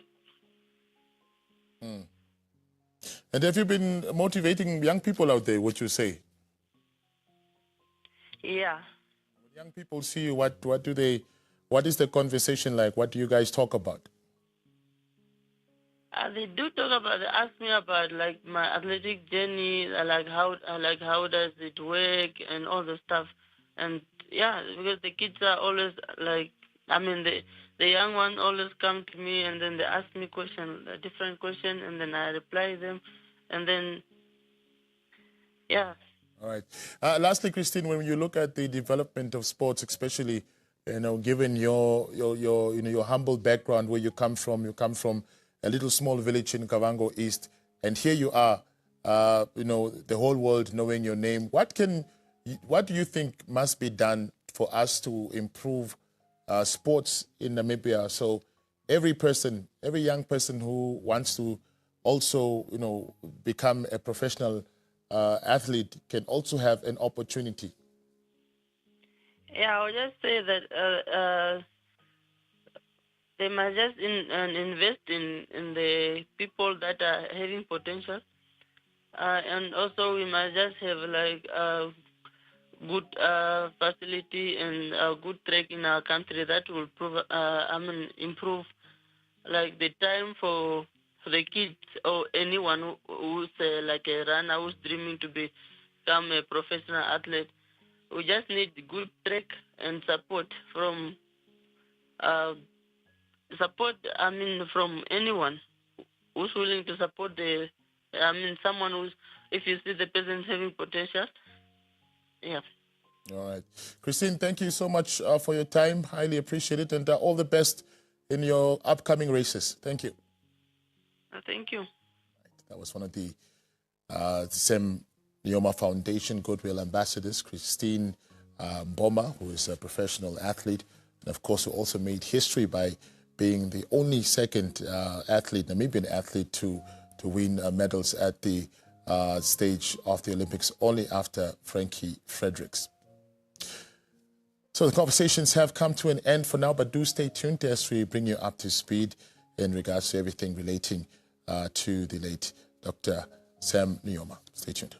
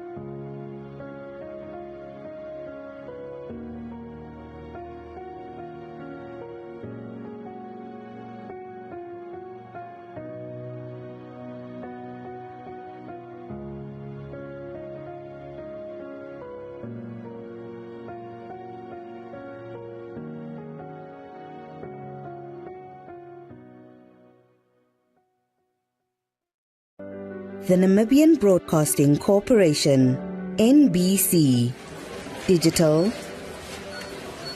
television,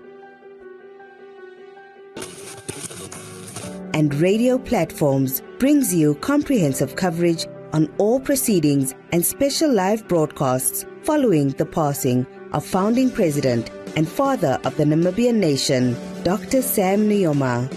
We remain committed to bringing you around-the-clock updates of all proceedings and programming on the life and times of our fallen hero until the burial, as the nation mourns the loss of an iconic and historic figure. May his legacy live on forever. NBC, it's ours.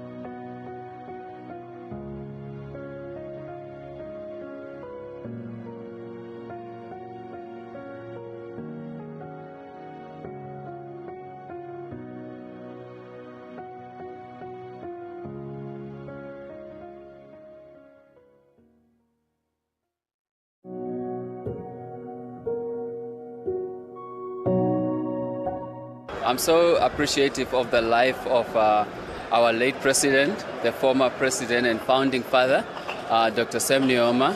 So he has really done a lot for us, for our country, and so I appreciate the fact that he has negotiated some bilateral agreements, like the students he took to Cuba, and then he has been our first president. The country was liberated through him.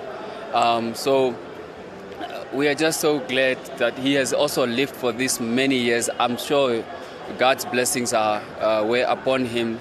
That's why he lived this long.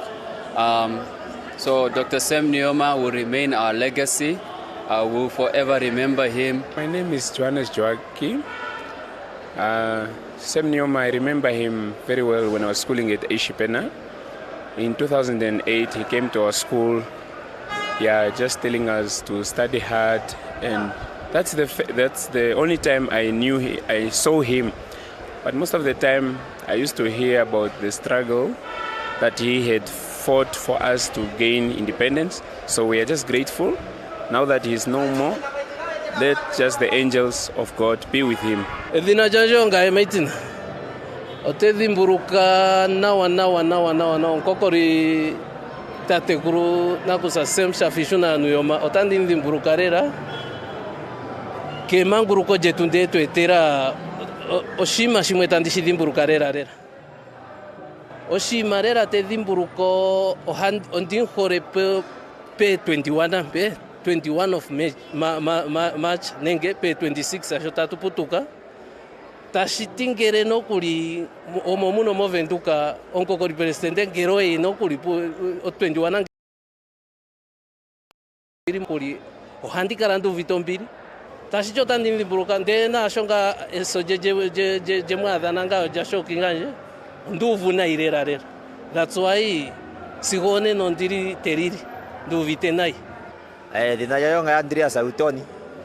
Ae kanangane nene ichalo matumburo atugaya ngane simaneko konkokori ngashingane 20 kire pandera jetunge ino aturige ngane simaneko shashi pokuputuka ngane kwetu shashi tava evisijama nguruka twakala turomureke onkokori atumono ngane mpano na ampea ngasibitu thi atumurwa kunkwetu ndokwa tukatuvite tumba chituna kukuwetungo ndena shazo peife ai mwenye da demwa pevi katusho kujango tashikafata na wenganga shishalipo atutarangane kongaro ngere pamwe sikwali haganda tani ngonyanya atinga kuchae ninge ina ninanya ningange ino na elimba ya eliko natango na tsikire ngano kureranga jonkokoli kwihalera kwetu pandoro nkokoli ese tukonje etupa konjera manguluko no kwetuli lopotoka etwa manguluka onge situdenga ponti munene kejepolae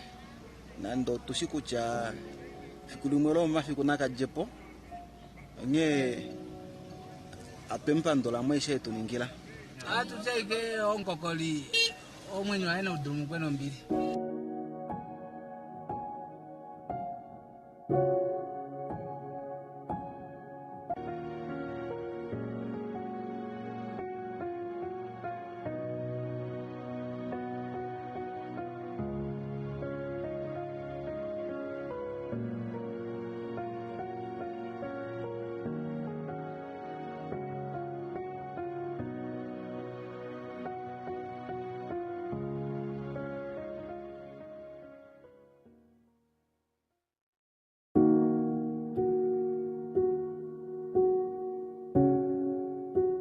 My name is Mighty Bunoma Bakeng. I'm here as a foreigner, but I'm half Namibian and half Zimbabwean now. So I've been at this market since 2012, and I'm in Namibia now for 21 years. So since we started selling here, we used to fight, that tribalism things. But Dr. Sam Nujoma was there, was a man of peace. He allowed us to work, and for him, he was like, there's no tribalism. As you know, Dr. Nujoma was very close friend of Comrade Robert Mugabe, the late. They were friends. So I remember one day, this market, there was fight. He sent Dr. Kanime from city police to come here and address us. And he said, where is the Zimbabweans? So I thought like that day maybe we are going to be told you are going to be deported back to Zim. So he came to us, he greeted me, how are you, madam? I said, I'm fine. When he greeted in Akaneme, he said, I just come to announce this to all of us. You people here, Namibians, Angolians, Zimbabweans, we are one. No tribalism here. So I really, really thank Tate Nujoma for the spirit of love that he really showed us. And for that, since that time, we never had any problem. We are working together here. We are just like one Africa, one people. So we are really mourning Tate Sam Nujoma as a nation. And on behalf of all Zimbabweans who are here in Namibia, we really lost. It's a great loss to us, so we are mourning with the nation. The impact that the death of our founding president had on me is that I really felt that he was supposed to live a little longer, though his age was really, like, he was a grown and he was an older person, but really it had an impact on me because I really felt it got me emotional. The only way we can honor him is by burying him at the Heroes' Egg. Our father of the nation, our commander-in-chief during the time of the struggle, is bad news to hear that our founding father passed away. And to the whole Namibian nation, I'm giving up my condolence to them, and I have no words to say. Without founding father, there is no peace in Namibia which we have today. Since we get independence, it's the only president who come up with the word peace and reconciliation. My name is Joel Oshona, a veteran of the Namibia liberation struggle, a former student and teacher, a former student to Cuba, and a member of the Namibia-Cuba Association. To my fellow comrades, combatants, our readers, our Namibian nation, let we stay strong during this time of difficulty.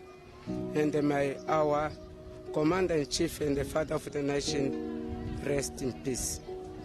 Asiame kapnak tu ambili, presidente kwetu gokuhola na uyoma kadogorokere. Kwa kulizula asili ruguo, mora mkuro na kwetu azi. Asi kwa kutuletera tupu uchirwe. Mara kwa karungo kwa kupandura tupasangano agende nombili. Ose tatu mulili dogoro na runyeka mgatu mdivara, mora gatu mangulira srongo. Ngase mana uyoma kapgazire moita, ngano srongo kapsa manguruka. Opoga manguru rasrongo twakara mombili ose kwa kumulira stwa muhara. Mara gende nombili. It's not easy to do that. It's not easy, but then the matter of time, God the one that gives and God the one that takes. So we don't have much way to say, may his soul rest in peace. Oshilio tudana yunene, kwetu fia po shilima lo kwalilo shilongweshi, ngeno ngeno natango tulimita, natulumukwe geno mbili. First of all, I would like to say, may his soul rest in peace. We would like to keep him in our hearts. He can't be replaced. We know he's gone, and we would like to say to the family, we keep you in our prayers, and we wish all of us to be strong here, and let's keep on moving, but we will never forget him. Otate sema ndi president kwetu gokuhovera Republic za Namibia yasiku mdiwoloka mora igigatumangwira sorongo setu igigareta mpora mo sorongo setu sa Namibia ano awe kapi nomchima kapidakara nawa. My name is Robert Ailonga. I would like to give the condolences to the family of the founding president. May his soul rest in peace. we will remember our father forever.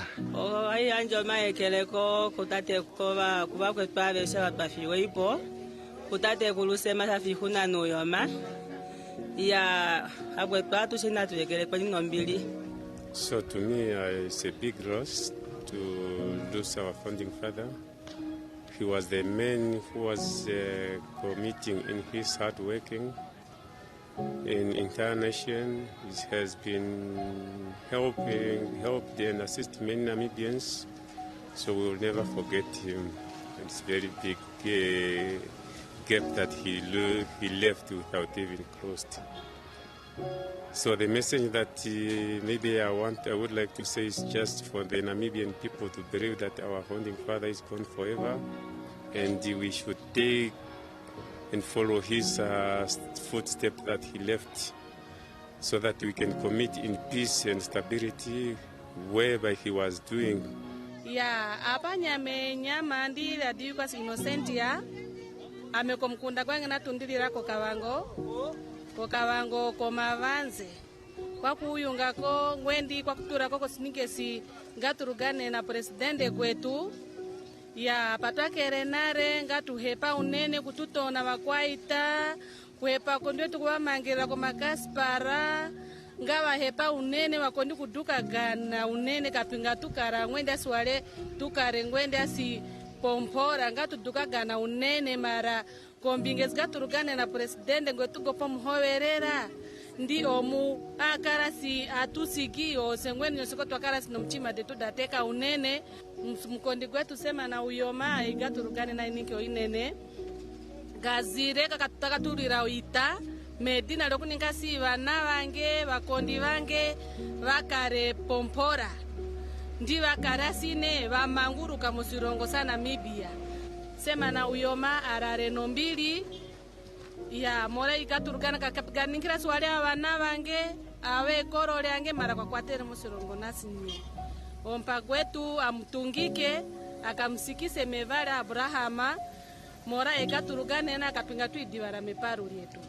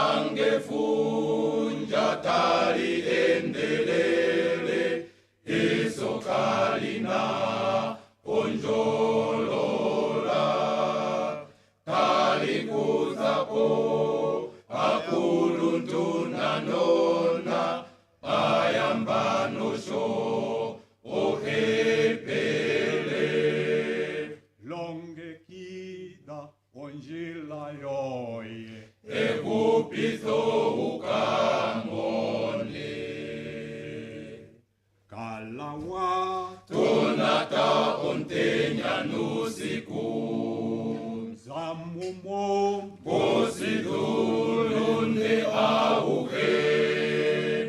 onjila yoye yokuzamu yunimbo longe kida manga unezimbo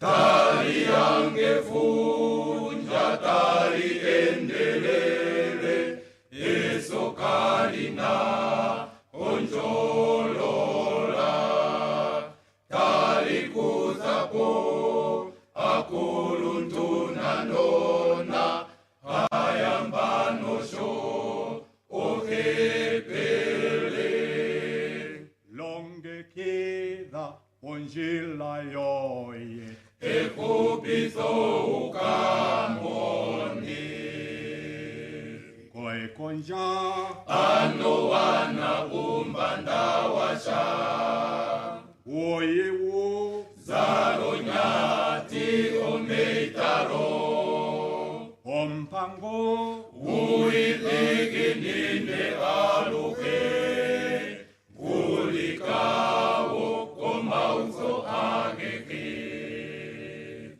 tari yange funja tari endelere eso karina onjolola tari kuzapo akuruntuna nona ayambanosho ohepele longe queda onjila yoye ekupiso ukamoni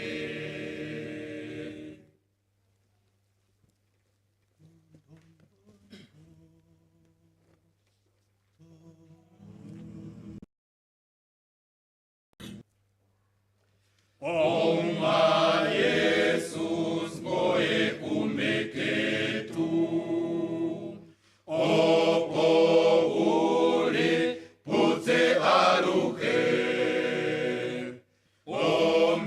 omenyanyu nomudigu wetu ongoe totu yambidikanga Gele tuli momaudigu etu Karapuse gakupareka Kekeleka una antu yoye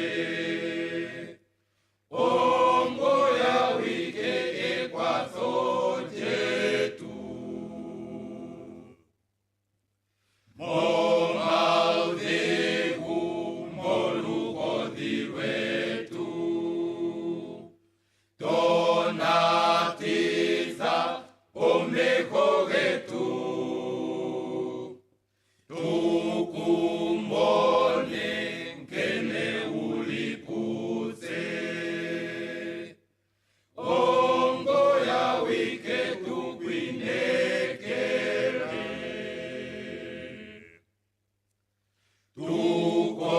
Tukoleka omeitano jetu Tuponkondo tukulongele Mangatuno mwenyo mpake vindi Ongo eutu yambilitonga